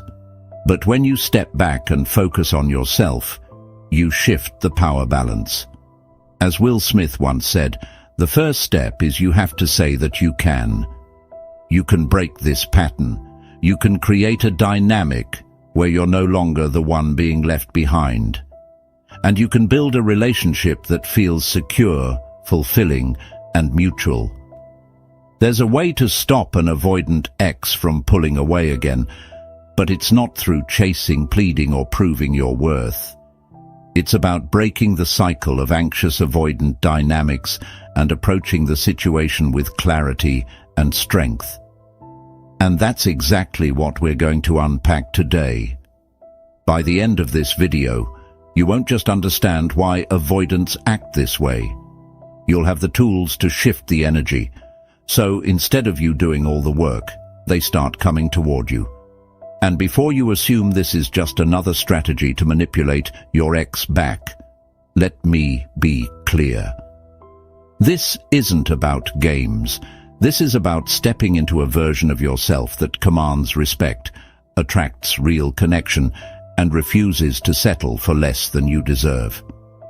As Michelle Obama once said, we need to do a better job of putting ourselves higher on our own to-do list. And that starts right now. So, if you're tired of watching your ex pull away and want a real, lasting way to shift this pattern, one that doesn't leave you feeling powerless, then stay with me until the end. You're about to discover insights that will change the way you handle not just this relationship, but every relationship moving forward. Before we go deeper into the strategies that can help you stop your avoidant ex from pulling away again, I want to encourage you to engage with us. If you find value in what we're discussing, please like this video and subscribe for more insights. Also, I invite you to comment below with a mantra you can live by. Something like, "I will live my truth." Let's start a conversation in the comments. And remember, everyone's situation is unique, so be cautious with your journey. Additionally, consider joining the Ace Wisdom family by becoming a channel member. Your support will help us create and produce higher quality videos that can help more people like you. The link is in the video description, so check it out. Let's get started on this journey together and stay focused on what truly matters. Ace Wisdom presents How to Stop an Avoidant Ex from Pulling Away Again. Number 1. Understand the nature of avoidance. To effectively stop an avoidant ex from pulling away again, the first step is to understand the nature of avoidance itself. Avoidant behavior often stems from a deep-seated fear of intimacy and vulnerability. This can manifest as a reluctance to engage fully in relationships, leading to emotional distance when things begin to feel too intense. For those with avoidant tendencies, closeness can trigger anxiety, prompting them to retreat to their comfort zones. By recognizing this pattern, you can better navigate interactions with your ex and respond in a way that encourages connection rather than pushing them further away. Understanding this dynamic also requires recognizing that avoidant individuals often employ various strategies to manage their discomfort. These might include deflecting conversations about feelings, using sarcasm or humor to avoid serious discussions, or simply shutting down when the emotional stakes rise. It's essential to note that this behavior isn't necessarily a reflection of their feelings for you. Rather, it's a coping mechanism they've developed over time to protect themselves. This realization can help you approach the situation with empathy rather than frustration, fostering a more constructive dialogue. Once you grasp the nature of avoidance, it's vital to examine your own responses to their behavior. If you find yourself feeling anxious or insecure when they pull away, it can be easy to fall into a cycle of chasing after them, trying to regain their attention and affection. However, this approach often backfires, reinforcing their desire to withdraw even more. Instead, it's crucial to cultivate a sense of self-assuredness and independence, which can create a more balanced dynamic between you both. The more confident you feel in your own worth and needs, the less likely you are to react impulsively to their avoidance. This is where the power of communication comes into play. Instead of resorting to silence or passive-aggressive comments, which can alienate your ex further, strive for open and honest conversations. Express your feelings clearly and calmly, allowing them to understand your perspective without feeling threatened.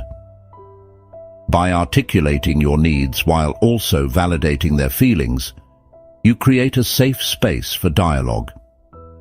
This kind of communication encourages a sense of security for both parties, allowing your ex to feel less cornered and more willing to engage. Moreover, understanding avoidance also means acknowledging that change takes time. Avoidant individuals may require patience as they work through their fears and insecurities. Just as you're striving for clarity and connection, they are grappling with their own internal struggles. Embracing this perspective will enable you to approach the situation with compassion rather than frustration, and can help you navigate the ups and downs of your interactions. This compassion will reflect in your behavior, making it more likely for them to feel comfortable opening up to you. Finally, it's essential to set healthy boundaries for yourself while you navigate this complex dynamic. You can be understanding and patient, but that shouldn't come at the expense of your own well-being. Be clear about what you're willing to accept and what is non-negotiable for you. Boundaries serve as a protective measure that can encourage your ex to engage more honestly, knowing that you are grounded in your own needs. When you present yourself as someone who values their own emotional health, you inadvertently make yourself less predictable in a way that can spark their interest and engagement. In summary, understanding the nature of avoidance is the foundation for effectively addressing your ex's behavior. By recognizing their patterns and your own reactions, you can foster open communication, exhibit compassion, and maintain healthy boundaries. This awareness can create a more inviting atmosphere for connection, ultimately helping you stop your avoidant ex from pulling away again. Number 2. Communicate your needs clearly. Once you've grasped the nature of avoidance, the next crucial step in stopping your avoidant ex from pulling away again is to communicate your needs clearly and effectively. Many people assume that their feelings and needs will be obvious to others, especially in relationships. However, this often leads to misunderstandings, especially with someone who has avoidant tendencies. They might not pick up on subtle hints or cues, so it's essential to express your thoughts and emotions directly. This clarity not only helps prevent miscommunication, but also empowers you to take control of your narrative. Start by reflecting on what you truly want from the relationship. Are you seeking more emotional intimacy, reassurance, or simply a clearer understanding of where things stand? Once you've identified your needs, approach the conversation with an open mind and a calm demeanor. Using I statements can be particularly effective in these discussions. For example, instead of saying, "You never want to talk about our feelings," try framing it as, "I feel anxious when we don't discuss our emotions because I care about our connection." This approach minimizes the chance of putting your ex on the defensive, encouraging them to listen and engage rather than retreat. It's also important to create an environment conducive to open dialogue. Choose a time when both of you are relaxed and not preoccupied with external stresses. Avoid discussing heavy topics during moments of tension or conflict, as this can lead to shutdowns rather than productive conversations. Let your ex know that you are approaching the discussion with the intention of fostering understanding and connection. This can help alleviate any anxiety they might feel about the conversation, making it easier for them to engage openly. Active listening plays a vital role in effective communication as well. When your ex shares their thoughts or feelings, demonstrate that you're genuinely listening by reflecting back what you've heard. This not only shows that you value their perspective, but also clarifies any potential misunderstandings. For instance, you might say, "So, what I'm hearing is that you feel overwhelmed when things get too close. Is that right?"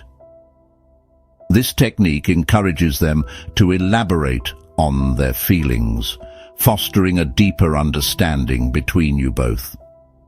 Additionally, be prepared for the possibility that your ex may not respond as you hope. They might need time to process what you've shared or may feel vulnerable discussing their own feelings. Avoid pushing them for immediate answers or reactions. Instead, reassure them that you're willing to give them the space they need.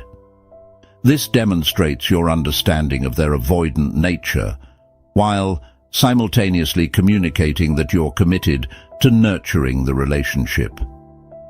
Remember that setting boundaries is an integral part of clear communication. Make it known that while you're open to discussions about feelings and intimacy, there are certain behaviors you won't tolerate, such as emotional withdrawal or disrespect.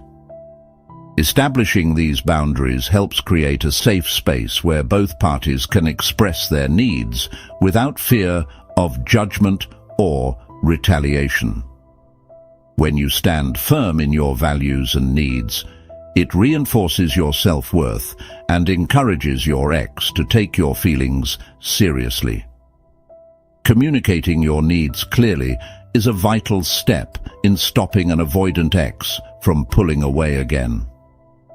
By expressing your thoughts directly, creating a supportive environment for dialogue, and actively listening to their perspective, you foster an atmosphere of understanding and connection. Coupled with setting boundaries, this approach not only empowers you, but also encourages your ex to engage more openly. Through this open communication, you can navigate the complexities of your relationship in a way that fosters intimacy and reduces the likelihood of withdrawal. Number 3. Foster emotional safety and trust. In any relationship, especially when dealing with an avoidant ex, fostering emotional safety and trust is paramount. Avoidant individuals often have a heightened sensitivity to perceived threats, whether they stem from emotional intimacy or vulnerability. As a result, creating a safe environment where your ex feels secure enough to express themselves without fear of judgment is essential. This emotional safety can encourage them to engage more openly and reduce their tendency to pull away when the relationship becomes intense. To start building emotional safety, it's crucial to be patient and consistent in your interactions. Avoidant individuals may take time to open up, so demonstrating reliability in your words and actions can go a long way. When you say you'll be there for them, or that you'll respect their need for space, make sure to follow through. Consistency helps create a foundation of trust, allowing them to feel secure in your presence. Over time, as they begin to see that you're not a source of conflict or discomfort, they may feel more inclined to lower their defenses and engage. Moreover, validating their feelings is a powerful tool in creating emotional safety. Even if you don't completely understand their perspective, expressing that you appreciate where they're coming from can help bridge the gap between you. For example, if they express anxiety about getting too close, acknowledge their feelings by saying something like, "I understand that intimacy can feel overwhelming, and I respect that." This kind of validation reassures them that their feelings are legitimate and that you're not dismissing their concerns, which can reduce their fear of being judged or misunderstood. Another effective strategy for fostering emotional safety is to encourage open dialogue about boundaries. Talk openly about what both of you need to feel comfortable in the relationship. This could involve discussing how much time you both need for personal space, how often you'd like to communicate, or what topics feel safe to discuss. By collaboratively establishing these boundaries, you show respect for their needs while also ensuring your own are met. This shared understanding can significantly enhance feelings of safety, making it easier for them to engage without the fear of being overwhelmed. Creating an environment where vulnerability is encouraged is also key. Sharing your own feelings and experiences can help normalize vulnerability and demonstrate that it's a part of healthy relationships. For example, you might share a time when you felt anxious about intimacy or a situation where you needed space. This mutual exchange can create a sense of equality and partnership, reinforcing that both of you are navigating the complexities of the relationship together. When your ex sees that vulnerability can lead to connection rather than fear, they may be more willing to open up themselves. Additionally, be mindful of your tone and body language during interactions. Non-verbal cues can significantly impact how your messages are received. Ensure your body language is open and welcoming, avoiding crossed arms or other defensive postures. Maintain eye contact and use a calm, soothing tone when discussing feelings. These subtle yet powerful cues can enhance feelings of safety and make your ex more comfortable sharing their thoughts and emotions. Remember that building emotional safety and trust is a gradual process. Avoidant individuals may have ingrained habits that lead them to pull away at the first sign of intimacy. Patience is vital as you work towards fostering a deeper connection. Celebrate small victories along the way, whether it's a meaningful conversation or a moment of vulnerability from your ex. Each step forward can reinforce the foundation of trust you're building together. Fostering emotional safety and trust is essential in preventing your avoidant ex from pulling away again. By being patient and consistent, validating their feelings, encouraging open dialogue about boundaries, and modeling vulnerability, you create an environment where they feel secure enough to engage. Being mindful of non-verbal communication and recognizing that trust building takes time can further enhance this dynamic. Through these efforts, you can cultivate a deeper connection that encourages your ex to stay present and engaged in the relationship. Number 4. Encourage healthy independence. To effectively stop your avoidant ex from pulling away again, it's vital to encourage healthy independence within the relationship. Avoidant individuals often grapple with a fear of losing their autonomy, which can make them retreat when they perceive closeness.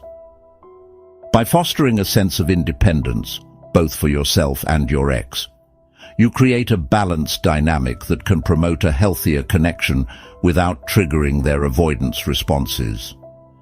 This approach not only respects their need for space, but also strengthens the bond you share. Start by embracing your own independence. Cultivate interests, hobbies, and friendships outside of the relationship. This demonstrates that your sense of self-worth isn't solely tied to your ex, and it can make you more attractive to them. When you show that you're capable of leading a fulfilling life independently, you signal that you're not seeking to smother them or compromise their freedom. This, in turn, can alleviate their fears and encourage them to engage more fully when they feel secure in their own space. Encouraging your ex's independence is equally important. Support their individual pursuits and interests, whether that's spending time with friends, pursuing a hobby, or working towards personal goals. When you express genuine interest in their passions and encourage them to follow their own path, you demonstrate that you respect their need for autonomy. This support can help ease their anxiety surrounding closeness, allowing them to feel more comfortable in the relationship without feeling trapped. Additionally, have open discussions about the importance of independence within your relationship. Talk about how both of you can maintain your individuality while nurturing the connection you share. This could involve agreeing to spend certain nights apart or designating time for personal activities. By mutually establishing these boundaries, you create a healthy space for both of you to grow individually and as a couple, reinforcing the idea that it's possible to be in a loving relationship without losing your sense of self. Another way to encourage healthy independence is to avoid being overly clingy or demanding of their time and attention. Instead of expecting constant communication or immediate responses to messages, Be understanding of their need for space. This doesn't mean you should ignore your own needs. Rather, it's about finding a balance that respects both parties' autonomy. When you show that you're comfortable with occasional distance, it alleviates pressure on your ex, allowing them to engage more freely without feeling overwhelmed. Moreover, embrace the philosophy of quality over quantity in your interactions. Instead of focusing on the frequency of contact, prioritize the depth of your conversations and experiences together. Create meaningful moments that reinforce your connection without smothering them with constant communication. When your ex feels that the time spent together is enriching, they may be more inclined to seek out those moments rather than retreating when things become too intense. Finally, remember that independence doesn't equate to emotional distance. It's crucial to maintain open lines of communication and emotional connection, even as you encourage autonomy. Regular check-ins about each other's feelings and experiences can help bridge any gaps that may arise as you both navigate your individual paths. This ongoing dialogue reinforces your bond and ensures that both partners feel valued and understood, reducing the likelihood of withdrawal. Encouraging healthy independence is a key strategy in preventing your avoidant ex from pulling away again. By nurturing your own individuality and supporting your ex's pursuits, you create a balanced dynamic that respects both partners' needs. Open discussions about independence and prioritizing quality interactions can further strengthen your connection while alleviating the pressure that often triggers avoidance. Through this approach, you can foster a relationship built on mutual respect and understanding, paving the way for a more lasting and fulfilling connection. Number 5. Be mindful of your reactions. In navigating a relationship with an avoidant ex, being mindful of your reactions is crucial. How you respond to their behavior can significantly influence their willingness to engage or withdraw. When emotions run high, it can be tempting to react impulsively, whether out of frustration, anxiety, or hurt. However, cultivating self-awareness and choosing your responses carefully can create a more conducive environment for connection and understanding. This approach not only helps you maintain your composure, but also encourages your ex to feel safer and more willing to communicate. Start by recognizing your emotional triggers. What specific behaviors from your ex tend to provoke strong reactions in you? Is it their silence, emotional withdrawal, or reluctance to engage in deeper conversations? Understanding these triggers allows you to prepare for them in advance, so you can respond rather than react. For instance, if you know that silence makes you anxious, you can consciously remind yourself to pause and take a breath before responding. This practice of mindfulness helps prevent knee-jerk reactions that may push your ex further away. When you find yourself feeling triggered, take a moment to assess the situation before responding. Rather than jumping to conclusions or assuming the worst, give yourself space to process your feelings. Ask yourself what's really going on. Is their silence indicative of a larger issue, or could it simply be that they need time to gather their thoughts? By reframing the situation in a more rational light, you can avoid miscommunication and unnecessary escalation. This mindful approach can lead to more productive conversations and minimize the risk of misunderstandings. Moreover, consider the impact of your tone and language when discussing sensitive topics. Avoidant individuals may be particularly sensitive to perceived criticism or emotional intensity, so it's essential to communicate in a way that feels safe and non-threatening. Using soft language, maintaining a calm tone, and choosing your words carefully can help create a more inviting atmosphere for dialogue. For example, instead of saying, "You always pull away when things get serious," you might express, "I sometimes feel concerned when we don't talk about our feelings. I'd like to understand what you're experiencing." This gentle approach encourages openness rather than defensiveness.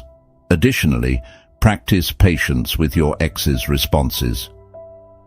Avoidant individuals may need more time to process their feelings and articulate their thoughts, especially if they're grappling with vulnerability. If they seem hesitant to engage or take time to respond, resist the urge to push them for immediate answers. Instead, reassure them that you're there to listen whenever they're ready. This patience not only shows your commitment to the relationship, but also reinforces the emotional safety you're working to create. In the event that a conversation becomes heated or emotional, it's vital to know when to take a step back. If you notice that tensions are rising or if your ex is becoming defensive, suggest pausing the discussion and revisiting it later. This can prevent the conversation from spiraling into conflict and allow both of you to gather your thoughts. Taking a break can also provide an opportunity for reflection, helping you both approach the topic with a clearer mindset when you resume the discussion. Remember that being mindful of your reactions is not just about managing your ex's responses. It's also about nurturing your own emotional well-being. Practicing self-care and developing healthy coping strategies can help you stay grounded, even in challenging moments. Engaging in activities that bring you joy, seeking support from friends, or practicing mindfulness techniques can bolster your resilience and enable you to respond with greater clarity and composure. Being mindful of your reactions is essential in stopping your avoidant ex from pulling away again. By recognizing your emotional triggers, practicing patience, and choosing your words carefully, you can create a more supportive environment for communication. Taking breaks when necessary and prioritizing your own emotional well-being further enhances your ability to navigate the complexities of the relationship. Through this mindfulness, you foster a connection that encourages your ex to engage more openly, ultimately reducing the likelihood of withdrawal and fostering a healthier bond. As we wrap up this exploration of how to stop an avoidant ex from pulling away again, remember that the journey is all about fostering understanding, patience, and personal growth. By creating an environment of emotional safety, encouraging independence, and practicing mindful communication, you set the stage for a healthier, more fulfilling connection. It's important to remember that relationships take time and effort from both parties, and every step you take towards personal development not only benefits you but can also positively influence your ex. So, as you navigate this path, keep your focus on what you can control, your actions, your responses, and your commitment to creating a nurturing space for both of you. By embodying these principles, you're not just improving your chances of reconnecting with your ex. You're also investing in your own well-being and happiness. If you found this video helpful, be sure to hit that like button and subscribe for more insights. And don't forget to comment below with your own mantras or thoughts about your journey. You never know who you might inspire.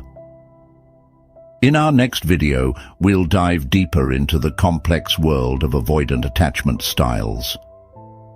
We'll discuss what avoidants secretly fear when they come back, unpacking the fears that may drive their behavior and how you can better understand and support them. So stay tuned and let's continue this journey together. Thank you for watching, and remember, Personal growth is a continuous journey, and you're not alone in this process.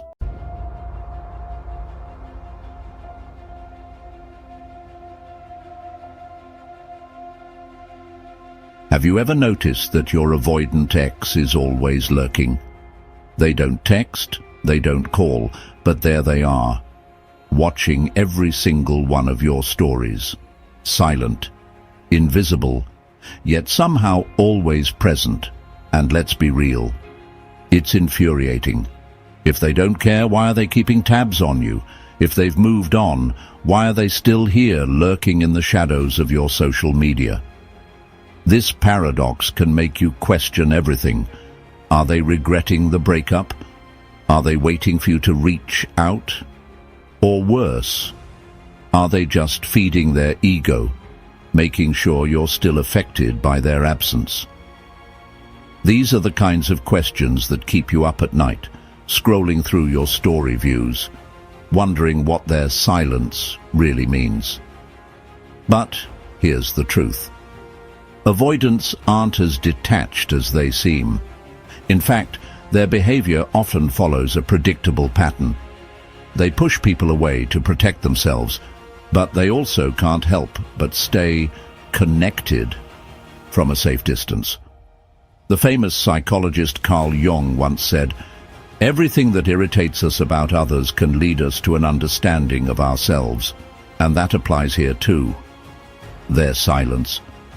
It's not just about you, it's about them.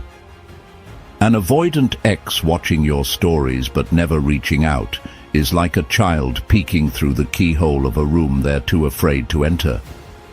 They want to see what's inside, but they don't want to open the door. They crave connection, but they fear it even more.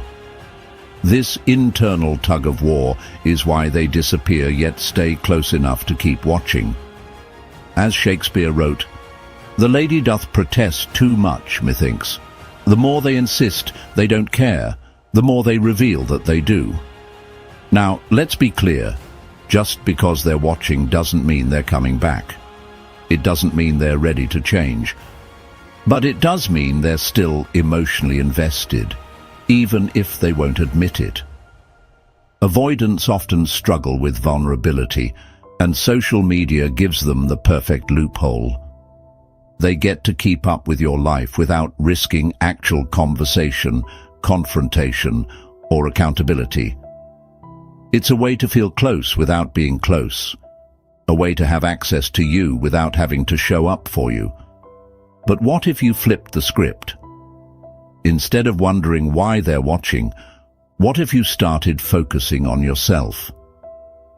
Eleanor Roosevelt once said, "No one can make you feel inferior without your consent." And that applies here.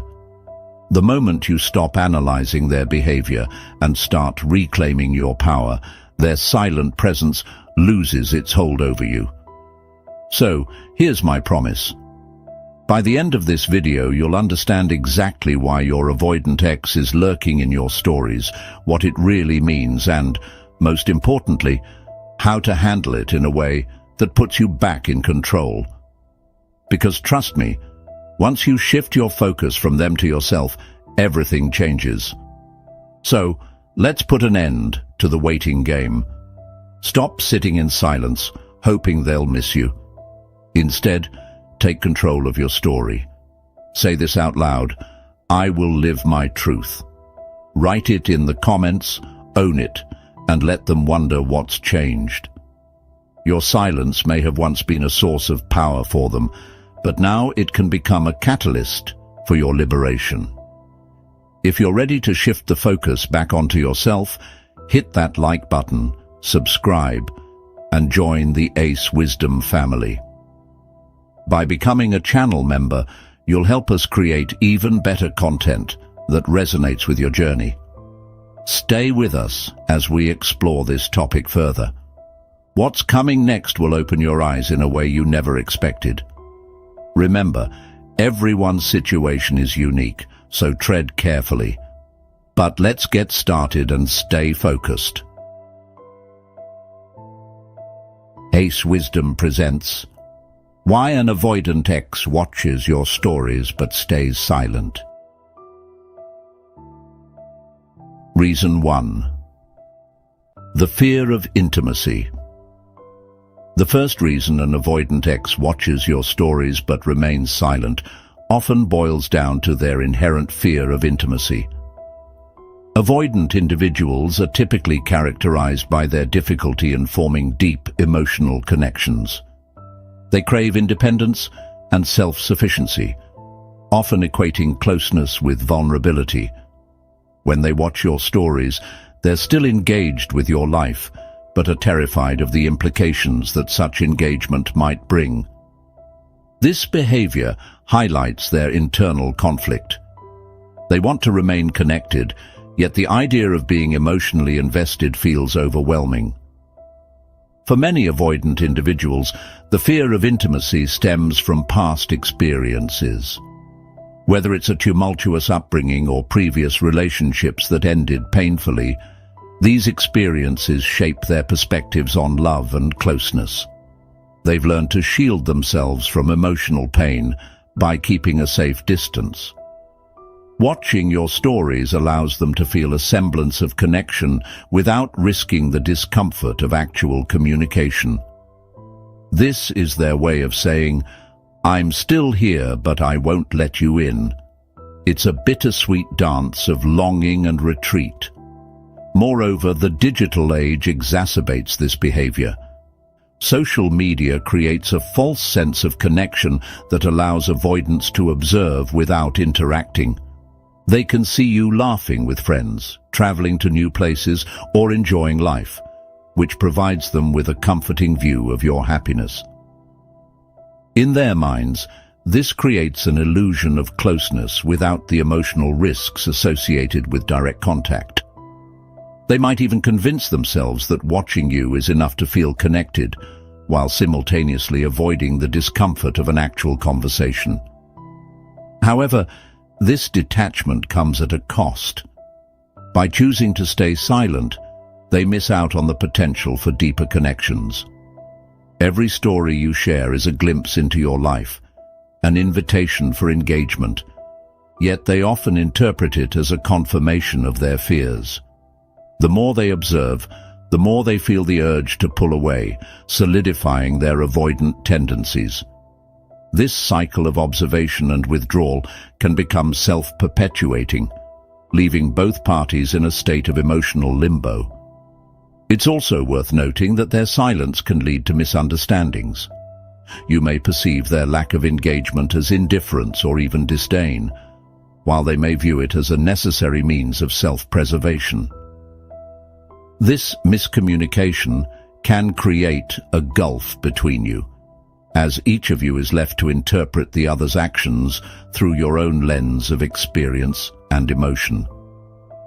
You're left questioning why they won't reach out, and they're grappling with their internal struggle, unable to bridge the gap. Understanding this fear of intimacy can provide clarity in navigating your feelings about the situation.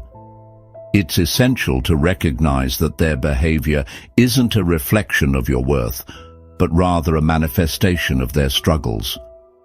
While it might hurt to see them watching from the sidelines, remember that their avoidance speaks volumes about their own emotional battles.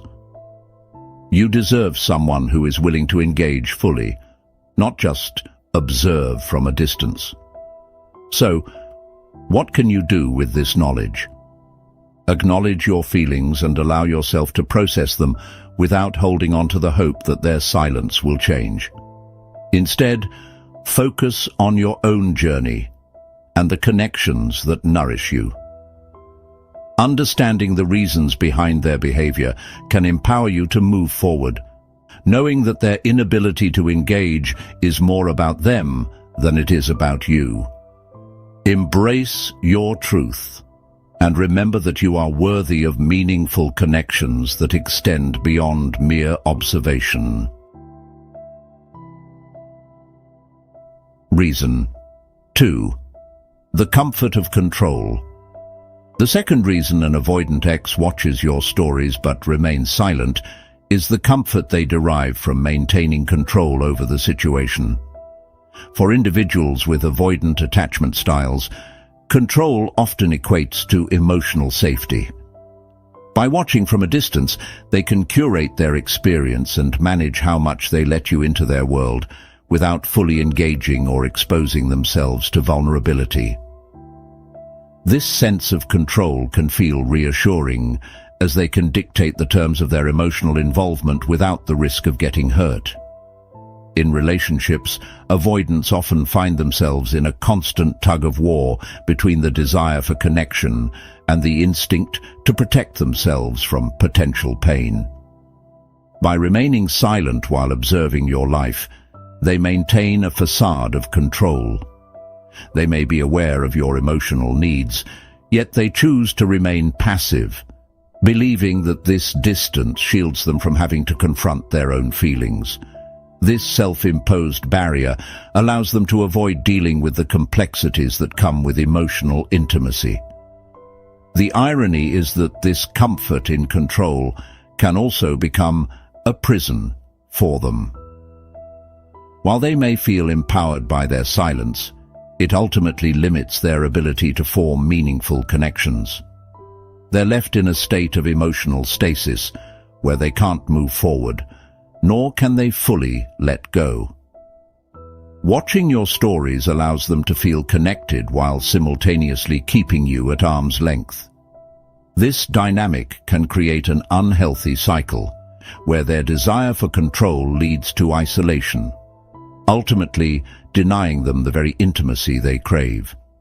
Moreover, their silence can stem from a fear of losing control if they were to engage with you.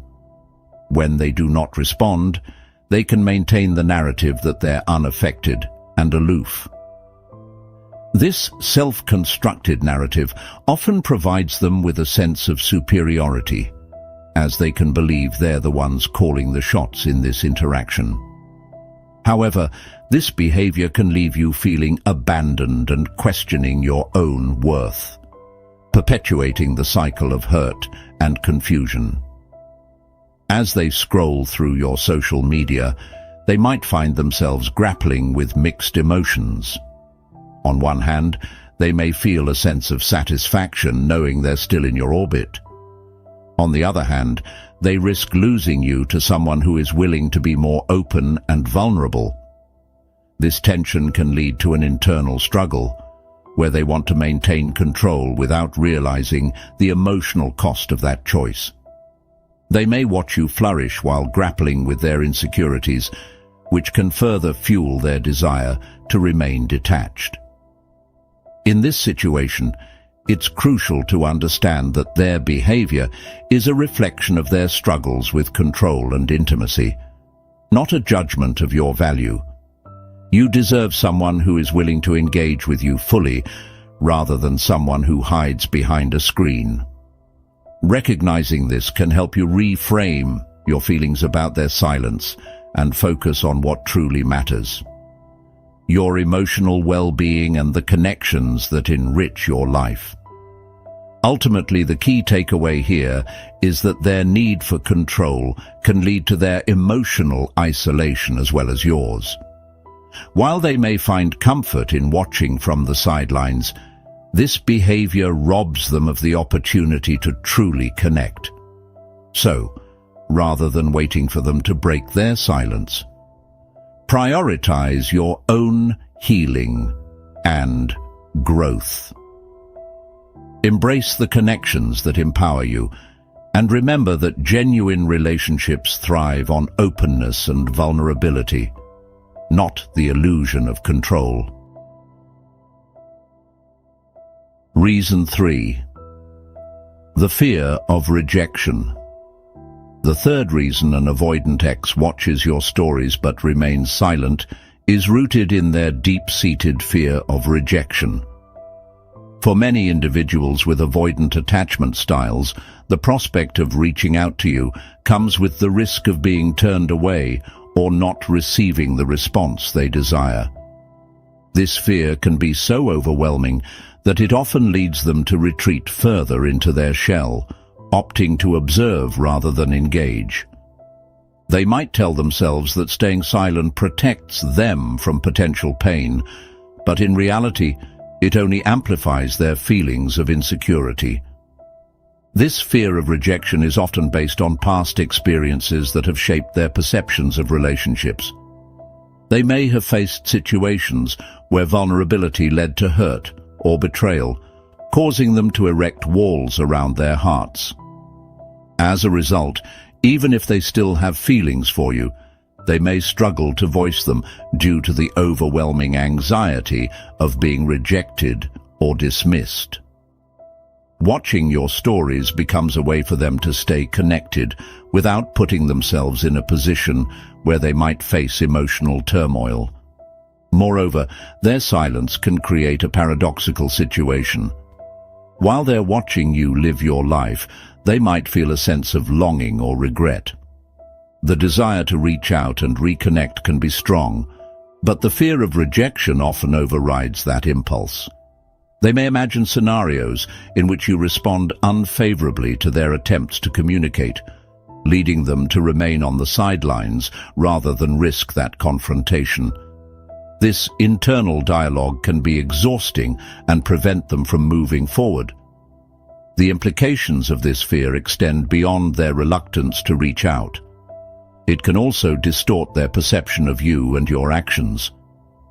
They might interpret your social media presence through a lens of insecurity, convinced that you're thriving without them or that you've moved on.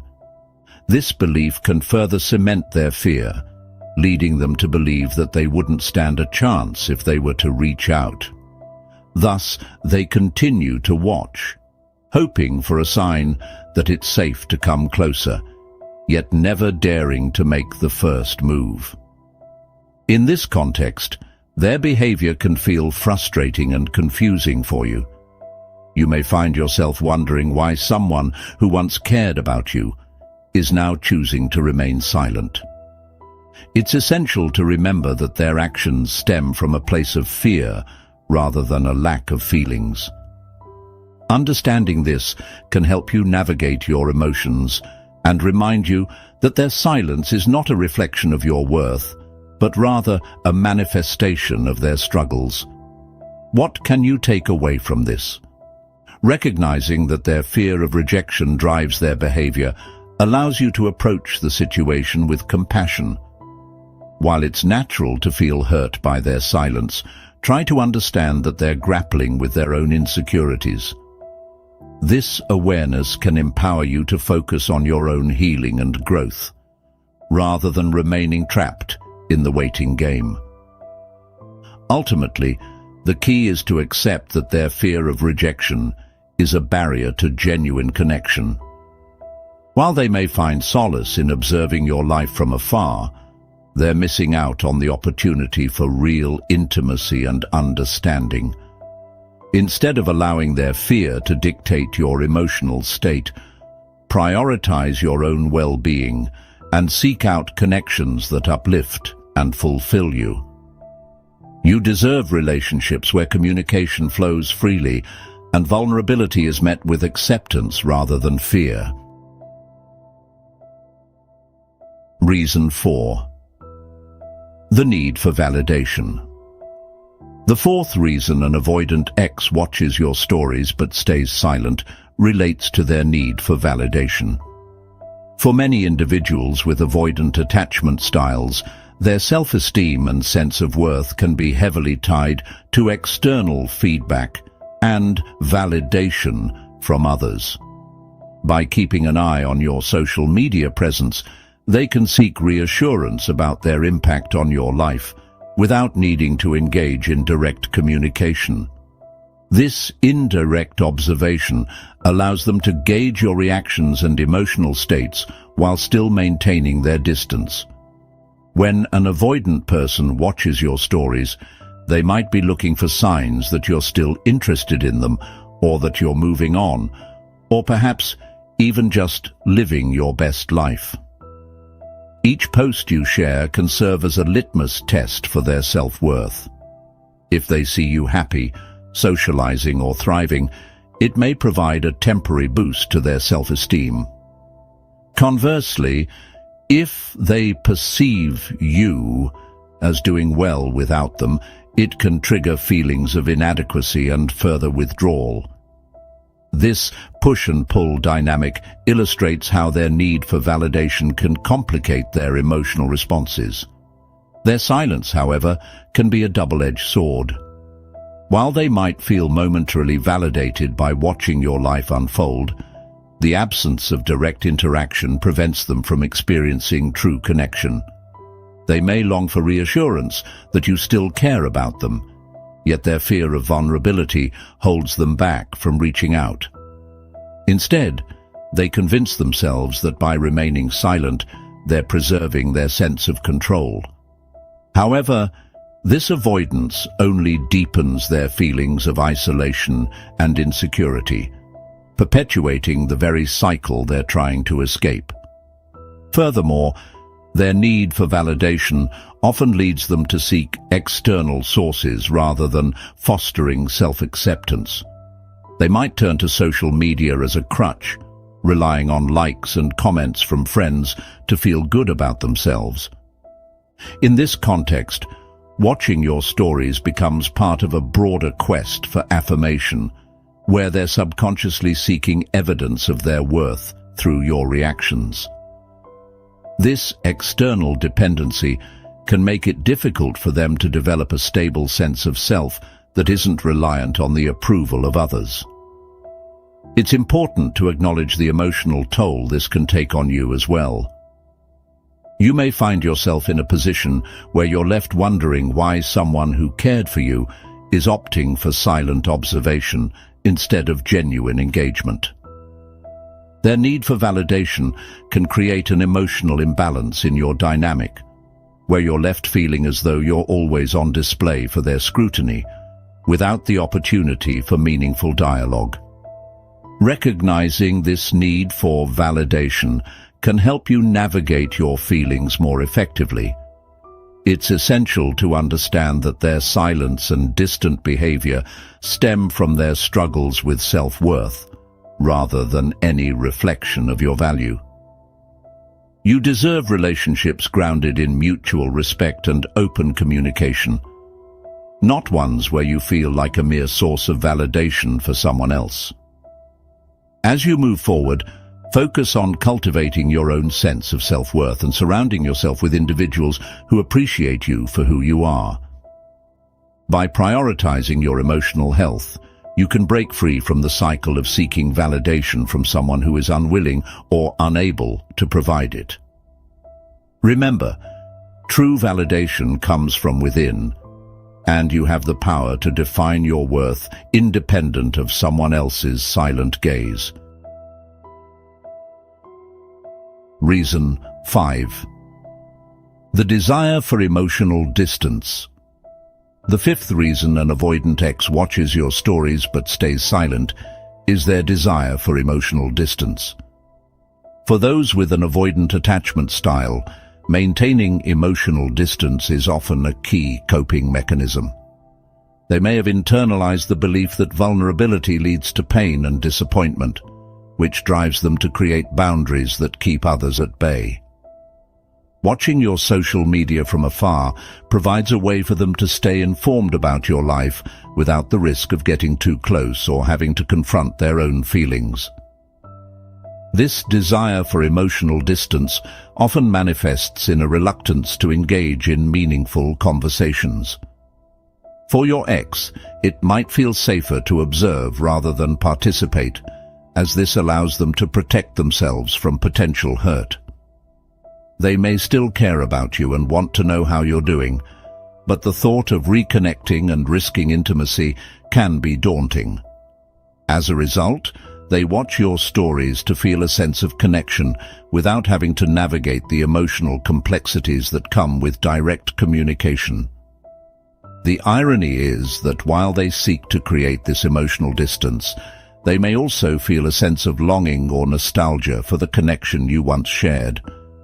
They might reminisce about the good times, wishing they could bridge the gap without actually having to engage. However, this conflicting desire often leads to paralysis, as they find themselves caught between wanting to reach out and fearing the emotional fallout of doing so. The more they watch, the more they may wish for a return to the closeness you once had, yet they remain stuck in their patterns of avoidance. Additionally, this behavior can exacerbate feelings of confusion and frustration for you. You might find yourself questioning why they choose to linger on the periphery of your life when their interest is evident. Their silent observation can feel dismissive or hurtful, especially if you're left yearning for closure or clarity. Understanding that their desire for emotional distance is rooted in their attachment style can help you approach the situation with compassion rather than anger. The fear of getting hurt can also lead to a distorted perception of intimacy. For an avoidant individual, the closer they get to someone, the more they may feel the urge to retreat. This internal conflict can create a cycle where they observe your life, but avoid any real emotional engagement, leading to a sense of disconnect. They might be afraid that engaging with you could open the floodgates to unresolved feelings or fears that they aren't ready to confront. Recognizing this desire for emotional distance can empower you to redefine your own boundaries and expectations. It's crucial to understand that their behavior is not a reflection of your worth, but rather an expression of their struggles with intimacy. This awareness can help you to process your feelings about the relationship and the reasons behind their silence. As you move forward, focus on fostering connections that are rooted in mutual vulnerability and openness. Seek relationships with individuals who are willing to engage fully and authentically, rather than those who observe from a distance. Remember, you deserve connections that allow for emotional closeness and genuine intimacy, not ones where you're left feeling like an observer in your own life. By prioritizing your emotional health and seeking meaningful interactions, you can break free from the cycle of waiting for someone who is unwilling to engage. As we conclude our exploration of why an avoidant ex watches your stories but stays silent, it's essential to remember that their behavior often stems from a complex interplay of fear, emotional distance, and a need for control. While it can be frustrating to be on the receiving end of their silent observation, understanding the reasons behind their actions can provide you with clarity and empower you to focus on your own emotional well-being. Remember, you deserve relationships where communication flows freely and vulnerability is embraced. If you find yourself grappling with the aftermath of a relationship with an avoidant partner, take this opportunity to prioritize your growth and self-discovery. Surround yourself with individuals who appreciate you for who you are and who are willing to engage fully and honestly. Your journey towards healing and finding meaningful connections is just beginning, and it's essential to embrace the possibilities that lie ahead. Thank you for joining me on this exploration of avoidant attachment styles and their impact on relationships. If you found this video insightful, please give it a thumbs up and subscribe to the channel for more content that helps you navigate your emotional landscape. I'd love to hear your thoughts, so feel free to leave a comment below with your experiences or any mantras that resonate with you. Don't forget to join the Ace Wisdom family by becoming a channel member. Your support helps us create and produce even better quality videos for you. In our next video, we'll dive into how to move on from an avoidant ex 5 steps to find closure and heal. You won't want to miss it, as we'll explore actionable strategies that empower you to reclaim your narrative and embrace new beginnings. Ace Wisdom presents How to Move On from an Avoidant Ex. 5 steps to find closure and heal. Stay focused and remember that your story is just beginning. When it comes to relationships, one of the most puzzling experiences is dealing with someone who pulls away.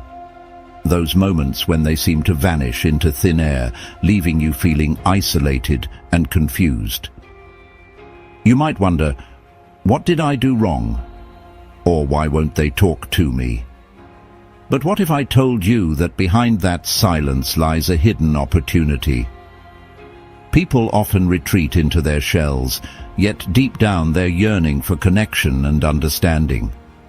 It's not just about you not talking. It's about what they secretly hope will happen when you stop reaching out. You see, it's easy to assume that their silence means indifference. However, they're often counting on your response. They know that when you withdraw, you're signaling your hurt, your frustration, and maybe even a plea for them to notice your absence. It's a psychological dance they've performed countless times before, with rules that are all too familiar to them.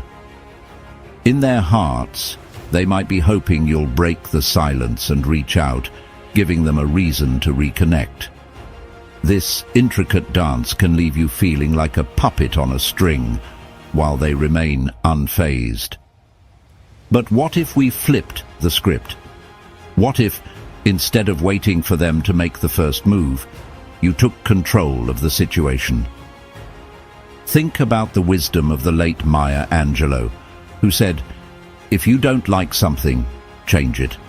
If you can't change it, change your attitude." Instead of waiting for them to decipher your silence, you can choose to express your truth. Your silence isn't a weapon to wield. It's a burden you carry alone, and it only weighs you down while they remain indifferent. Now imagine the empowerment that comes with standing firm in your truth. Instead of longing for them to notice your pain, you can confront the situation with clarity and confidence.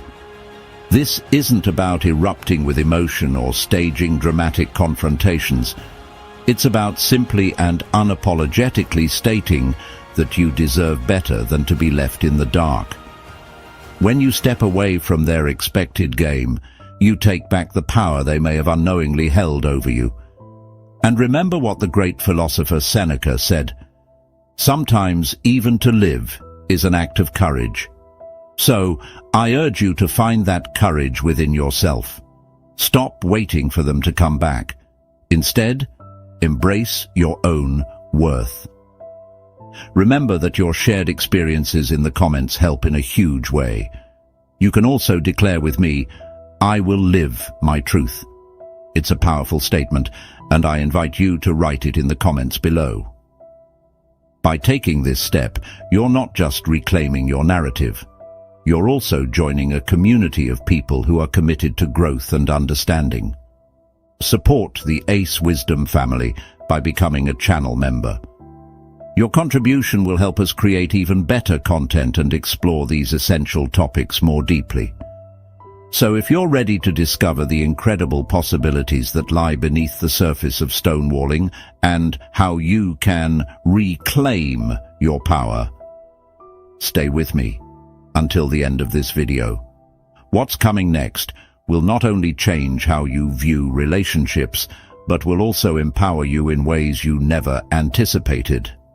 You'll learn a game-changing method that truly beats the no-contact strategy, transforming your approach to connection and healing. Remember, we are winners. We are far from weak. Let's get started. Strategy. Number 1. Taking back control of your own emotions. When you engage in no contact, it's easy to assume that you're in control of the situation. After all, you've decided to stop reaching out, stop investing your energy, and let the other person feel the weight of your absence. However, as powerful as no contact can seem in the moment, it often leaves you feeling emotionally vulnerable. It's like putting yourself on pause and hoping that time will make things better. But here's the thing. No one else is controlling your emotions except you. And if you're waiting for someone to act or apologize before you can move forward, you're handing them the reins to your emotional well-being. The truth is, you can choose to take back that power right now. As Viktor Frankl, a psychiatrist and Holocaust survivor, famously said, "Between stimulus and response, there is a space. In that space is our power to choose our response. In our response lies our growth and our freedom." What Frankl highlights is that, no matter how painful a situation may seem, you have the ability to control how you respond. And while no contact might feel like a necessary break, it doesn't have to be the only tool you use to regain your strength. Rather than waiting for them to come around or make the first move, you can empower yourself by focusing on how you handle the situation. When you choose to take control over your emotions, you stop waiting for someone else to create the conditions that allow you to heal. Instead, you create those conditions yourself. This is where the game-changing method shifts. It's no longer about relying on someone else's actions or words to validate your feelings. It's about becoming the source of your own peace and clarity. Think of it this way. If you were a captain of a ship, would you let a storm dictate your course? Or would you steer the ship towards calmer waters? The storm may be intense, but it's your decisions and actions that can lead you to a place of safety and tranquility. The same applies to emotional turmoil.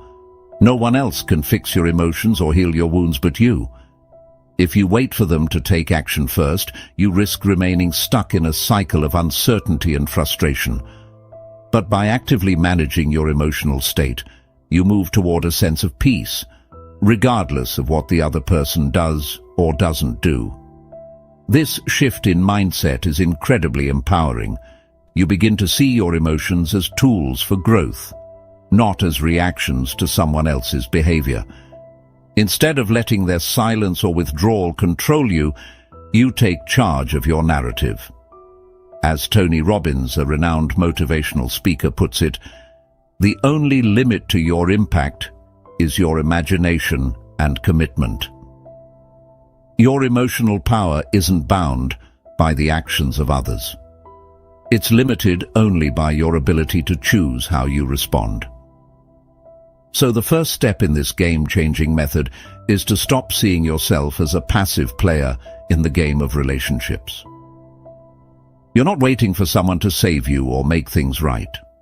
You're the one who holds the key to your emotional well-being. When you choose to take back control, you stop being a prisoner to the whims of others and start living with intention, self-assurance, and clarity.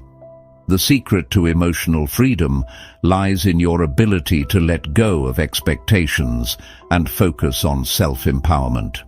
As we continue in this video, remember that taking control of your own emotions is not a one-time action. It's a continual practice. By staying focused on how you respond to situations, you'll be amazed at how much power you truly have, and how that power can transform not just your relationships, but your entire approach to life. Strategy number 2. Embracing open communication. In the world of relationships, open communication is often hailed as a cornerstone of healthy interactions.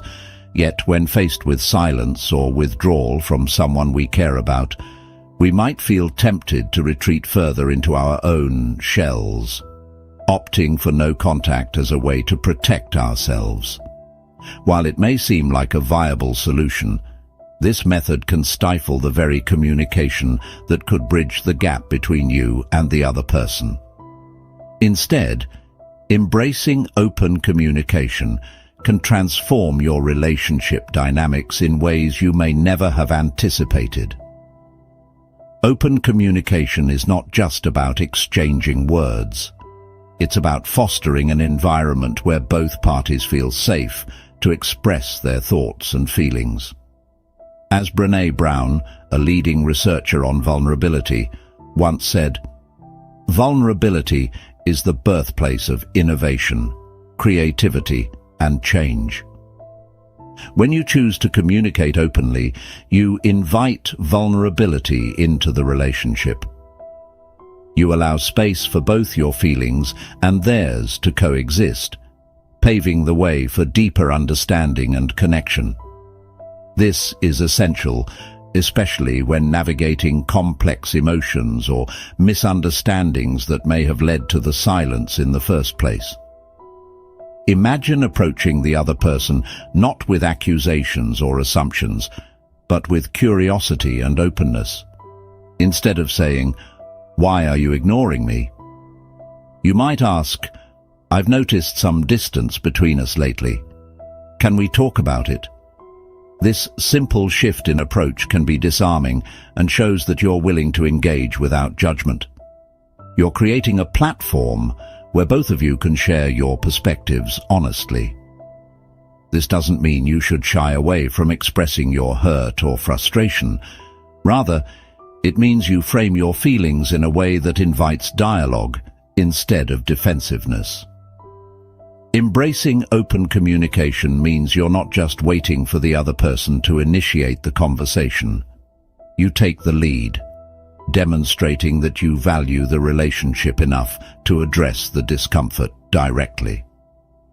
As Eleanor Roosevelt wisely stated, you gain strength, courage, and confidence by every experience in which you really stop to look fear in the face. Fear often holds us back from confronting tough conversations. But by facing it head-on, you cultivate resilience and foster growth, not just for yourself, but for the relationship as well. When you initiate open communication, you're also showing a willingness to listen. Effective communication is a two-way street. It involves sharing your truth and being open to hearing the other person's side. This means actively listening without interrupting, allowing them to express their feelings without judgment. By doing so, you create a safe space for them to share their thoughts and emotions, which can lead to deeper insights and connections. Remember, every person has their own story and reasons for their behavior, and understanding those can help both of you navigate the complexities of your relationship more effectively. Embracing open communication can serve as a powerful tool for self-discovery. As you articulate your feelings and thoughts, you may uncover underlying beliefs or patterns that influence how you engage with others. This process can be enlightening, offering you a clearer understanding of yourself and your needs in relationships. The more you practice open communication, the more confident you become in expressing your truth, ultimately leading to healthier and more fulfilling connections. Remember that embracing open communication is a game changer. It's not just about avoiding misunderstandings. It's about creating a robust foundation for connection and intimacy.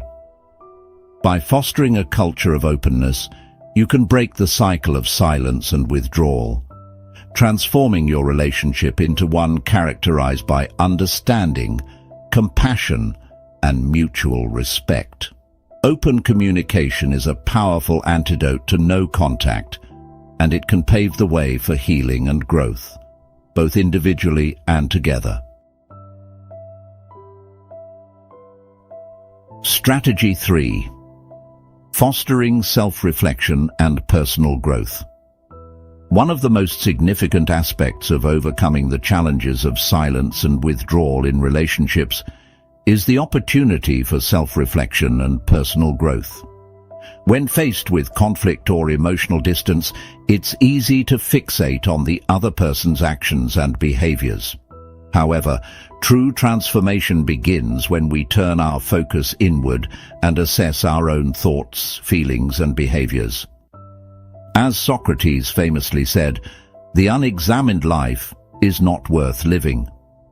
Engaging in self-reflection allows you to examine your own motives and responses, ultimately leading to deeper self-awareness and personal growth.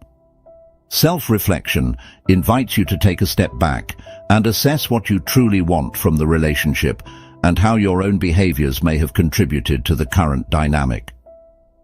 It can be tempting to place blame entirely on the other person when things go awry, but this approach often leads to stagnation. Instead, ask yourself critical questions. What are my needs in this relationship? How do I communicate those needs? Have I been clear about my boundaries? Reflecting on these questions can illuminate areas for growth, helping you identify patterns that may have hindered open communication or connection. Personal growth is not just about identifying areas for improvement. It's also about celebrating your strengths.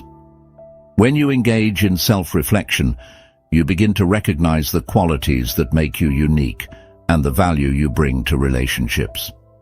As the renowned psychologist Carl Rogers said, "The curious paradox is that when I accept myself just as I am, then I can change."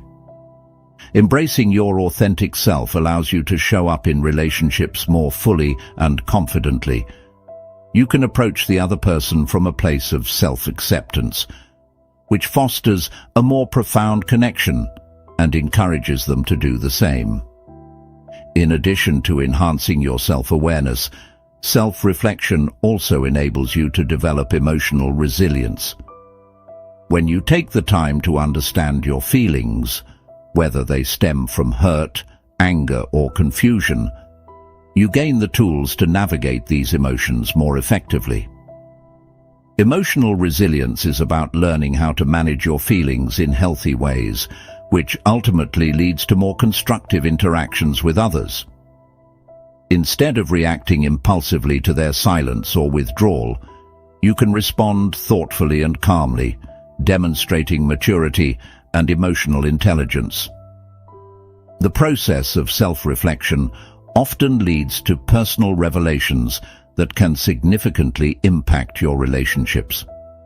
You may discover unresolved issues from your past that influence your current behavior, or fears that keep you from fully engaging with others.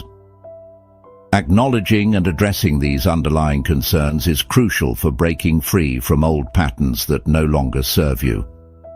As you work through these challenges, you become a stronger, more empowered individual, better equipped to foster meaningful connections. As we continue through this video, consider how you can integrate self-reflection into your daily routine, whether through journaling, meditation, or simply taking quiet moments to think. Making time for self-reflection can enhance your understanding of yourself and your relationships. By committing to this practice, you position yourself for continuous growth and improvement, ultimately enriching your connections with others. Fostering self-reflection and personal growth is a game-changer in navigating the complexities of relationships. By examining your thoughts and behaviors, you not only gain clarity about your needs and desires, but also empower yourself to approach relationships with intention and authenticity. Embracing this journey of self-discovery allows you to break free from the limitations of no contact, creating space for deeper understanding, connection, and ultimately fulfillment in your relationships. Strategy 4. Setting healthy boundaries. One of the most transformative steps you can take when dealing with the complexities of no contact and emotional withdrawal is to set healthy boundaries. Boundaries are not just about limiting others' behaviors, they're about knowing your own limits and communicating them clearly. Setting boundaries allows you to protect your emotional well-being while also fostering a sense of respect and clarity in relationships. As the famous psychologist Dr. Henry Cloud once said, "Boundaries are not walls. They are gates to protect what is inside, not to keep what is outside." Establishing boundaries is an act of self-respect that paves the way for healthier and more balanced connections. When you find yourself in a situation where no contact has taken place, or you've been emotionally stonewalled, it's easy to feel like you're powerless. But boundaries are a tool that empowers you to take control of your own life and emotions. Instead of waiting passively for the other person to reach out or make a change, you assert what you need in the relationship. Boundaries are about deciding what you will and will not tolerate, and they create space for healthier interactions. It's important to remember that boundaries aren't about controlling others. They're about taking charge of your own actions and emotional responses. Setting boundaries is particularly important when you're dealing with people who may have avoidant tendencies or who tend to withdraw emotionally. If you're constantly waiting for them to initiate contact or make the first move, you're allowing the dynamic to remain stagnant. By setting clear and respectful boundaries, you establish a sense of security for yourself and signal to the other person what is acceptable and what isn't. For example, if you feel neglected or undervalued, you might say, "I need us to communicate more openly and regularly for this relationship to thrive." This approach is proactive and allows both people to feel heard and respected, without one party feeling overwhelmed or disregarded. Dr. John Townsend, co-author of Boundaries, emphasizes that a boundary is a property line that defines where you end and the other person begins. Setting these boundaries allows you to establish your emotional territory, protecting yourself from being drawn into unhealthy patterns of silence or withdrawal. When you clearly communicate your needs, you also give the other person the opportunity to respect or negotiate those needs, rather than leaving things unsaid and unresolved. This openness fosters understanding and mutual respect, both of which are necessary for any relationship to thrive. Establishing boundaries also means learning to say no when necessary. It's easy to become entangled in the emotional demands of others, especially when we're afraid of conflict or losing a relationship. But in order to maintain your emotional health, you must be willing to protect yourself. Saying no doesn't mean rejecting the other person. It simply means that you're putting your own needs first and creating space for healthier dynamics. As the Dalai Lama wisely stated, we can never obtain peace in the outer world until we make peace with ourselves. Boundaries are a key part of making that peace with yourself, ensuring that your emotional well-being is prioritized. As we continue in this video, think about how setting boundaries can empower you. It's not about shutting others out or being rigid. It's about ensuring that you are honoring your own feelings, needs, and self-worth. By setting healthy boundaries, you become a more resilient and confident person, able to navigate relationships with clarity and grace. No longer will you wait passively for someone else to define your worth or emotional state. You'll take charge and create a healthier space for yourself and those around you. Setting healthy boundaries is one of the most empowering steps you can take to move past the cycle of no contact and emotional withdrawal. By defining your limits and communicating them clearly, you pave the way for more respectful, honest, and fulfilling relationships. Boundaries not only protect your emotional well-being, but they also provide the structure needed for a thriving and balanced connection. So, take a step back and ask yourself, what boundaries do I need to set to protect my peace and ensure that I am treated with the respect I deserve? Strategy 5. Rebuilding self-worth and confidence. When navigating the complexities of no contact and emotional withdrawal, one of the most powerful things you can do is focus on rebuilding your self-worth and confidence. Often, when we're faced with silence or emotional distance from someone, it can trigger self-doubt and insecurity. We may start questioning our value, wondering if we did something wrong, or if we're not worthy of the attention and affection we seek. But the truth is, your worth is not defined by another person's actions, and regaining your sense of self-worth is essential for moving forward and breaking free from the cycle of uncertainty. The process of rebuilding self-worth starts with recognizing that you are enough, just as you are. As the legendary Maya Angelou beautifully said, "You may not control all the events that happen to you, but you can decide not to be reduced by them." When you internalize this wisdom, you stop allowing external circumstances to dictate your feelings of self-value. Whether someone else is giving you the attention or affection you crave, or whether there's silence between you, your worth remains constant.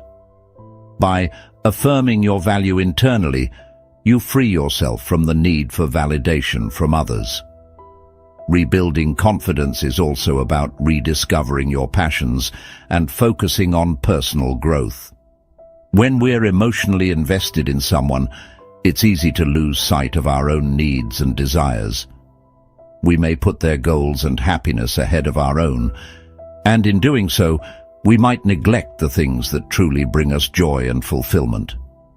But confidence is built on the foundation of self-awareness and self-love. This is the time to reconnect with your hobbies, pursue your interests, and take care of your physical and emotional well-being. As the great philosopher Aristotle once said, "Knowing yourself is the beginning of all wisdom." The more you understand what makes you happy and fulfilled, the more confident you become in who you are. Rebuilding self-worth involves letting go of any past mistakes or regrets that might be holding you back. We all have moments in life where we wish we'd done things differently, but those moments don't define who we are or who we are capable of becoming. As the motivational speaker Les Brown wisely said, "Shoot for the moon. Even if you miss it, you will land among the stars." Even when things don't go as planned, there's an opportunity for growth and learning. Letting go of perfectionism and accepting that you are worthy of love and success, regardless of past mistakes, will propel you forward into a stronger, more confident version of yourself. Part of rebuilding your self-worth is also about surrounding yourself with positive influences. If you've been caught in a cycle of no contact or emotional withdrawal, it's easy to isolate yourself and focus on the negative. But instead of withdrawing further, make a conscious effort to surround yourself with people who uplift you and remind you of your worth. Surround yourself with those who encourage you, support your growth, and believe in your potential. As the famous author Jim Rohn said, "You are the average of the 5 people you spend the most time with." The company you keep has a significant impact on your self-esteem, so make sure to nurture relationships that inspire and empower you. Think about the areas in your life where you can focus on rebuilding your self-worth and confidence. Remember, this process isn't about waiting for someone else to recognize your value. It's about recognizing it for yourself. As you strengthen your belief in your own worth, you'll notice that the silence or emotional distance from others becomes less impactful.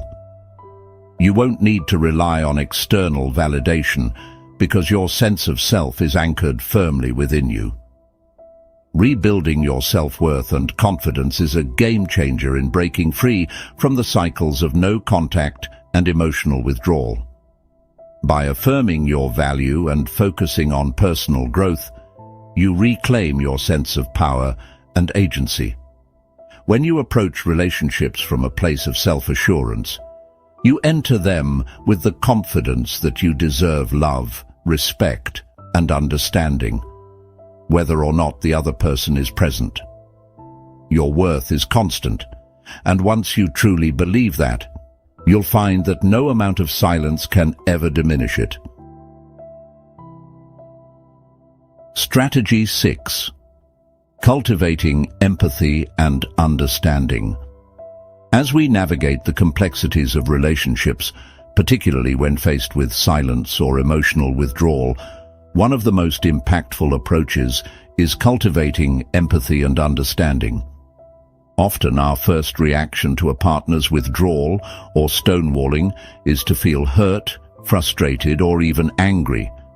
However, taking a step back and trying to understand their perspective can shift the dynamics of the situation significantly. As the renowned author and speaker Brené Brown once said, "Empathy is simply listening, holding space, withholding judgment, emotionally connecting, and communicating that incredibly healing message of, 'You're not alone.'" By embracing empathy, you create a foundation for connection, even in the midst of conflict. Cultivating empathy starts with acknowledging that everyone has their own struggles and emotional baggage. The person who is withdrawing might be dealing with their own fears, insecurities, or past traumas that prevent them from engaging openly. Instead of taking their silence personally, try to understand the reasons behind their behavior. As psychologist Carl Rogers articulated, "What is most personal is most universal." In recognizing that their struggles are a reflection of their experiences, you can approach the situation with compassion rather than defensiveness. This understanding can lead to a more productive dialogue and ultimately help both parties navigate the complexities of their feelings. One practical way to cultivate empathy is to engage in active listening. This means fully focusing on the other person, putting aside your own thoughts and reactions, and genuinely trying to understand their feelings and perspective. When they do share their thoughts, resist the urge to interrupt or formulate your response while they're speaking. Instead, listen intently and validate their feelings by reflecting back what you've heard. For example, you might say, "It sounds like you're feeling overwhelmed and need some space to process things." This approach not only makes them feel heard, but also fosters a sense of safety and trust in the relationship. Moreover, cultivating empathy doesn't mean sacrificing your own needs or emotions. It's essential to strike a balance between understanding the other person and asserting your own feelings. Acknowledging their perspective doesn't mean you have to accept behaviors that hurt you. As the well-known author and speaker Maya Angelou said, "I've learned that people will forget what you said. People will forget what you did, but people will never forget how you made them feel." By addressing their feelings with empathy while also expressing your own, you create a more holistic approach to communication. This balance can lead to a deeper understanding and mutual respect in the relationship. Additionally, empathy can be a powerful catalyst for healing. When you approach the relationship with compassion and understanding, it can soften defenses and open up space for meaningful conversations. This environment allows both parties to feel safe enough to express their feelings honestly. As you engage in these conversations, you may discover that both of you have more in common than you initially thought, leading to deeper connections and a sense of shared experience. Empathy fosters intimacy, helping to bridge the gap that silence and withdrawal can create. As we continue this journey through the video, think about how you can integrate empathy into your approach to relationships. Consider practicing empathy not only with the people you're currently navigating complexities with, but also in your daily interactions. The more you develop this skill, the more naturally it will come to you in moments of conflict or emotional distance. Remember, empathy is a two-way street. By fostering it within yourself, you create an environment where it can thrive in your relationships as well. Cultivating empathy and understanding is a powerful game changer when it comes to overcoming the challenges of no contact and emotional withdrawal. By seeking to understand the other person's perspective and validating their feelings, you create a pathway for connection and healing. Empathy allows you to navigate difficult emotions with grace, fostering a sense of intimacy that can transform relationships. As you embrace this practice, you'll find that even in moments of silence, there's a potential for deeper understanding and connection waiting to be unlocked. As we conclude our exploration of this game-changing method that beats no contact easily, let's take a moment to reflect on the powerful strategies we've discussed. We've delved into the importance of self-reflection, setting healthy boundaries, rebuilding self-worth and confidence, and cultivating empathy and understanding. Each of these elements plays a vital role in transforming the way we approach relationships, especially in moments of silence and emotional withdrawal. Remember, navigating the complexities of human connection is not just about what happens externally. It's about the growth and transformation that occurs within us. Now, I want to challenge you to put these concepts into action. Start by identifying areas in your life where you can practice self-reflection. What are your needs in your relationships? How can you set healthier boundaries that honor your feelings? As you engage in this journey of self-discovery, take note of your strengths and celebrate your progress. This is your time to shine, and your worth is inherent, regardless of the external circumstances. As you cultivate empathy, remember that understanding others can foster deeper connections. Approach conversations with an open heart, and don't hesitate to communicate your feelings honestly. When you create a safe space for vulnerability, you encourage others to open up as well, leading to richer and more fulfilling interactions. As you move forward, I invite you to embrace these strategies wholeheartedly. Each step you take towards understanding yourself and others is a step towards healthier relationships. The road to transformation may have its challenges, but it also holds incredible rewards.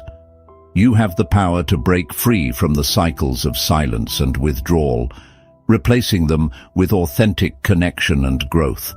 So if you found value in this video, don't forget to like, subscribe, and share it with someone who could benefit from this message.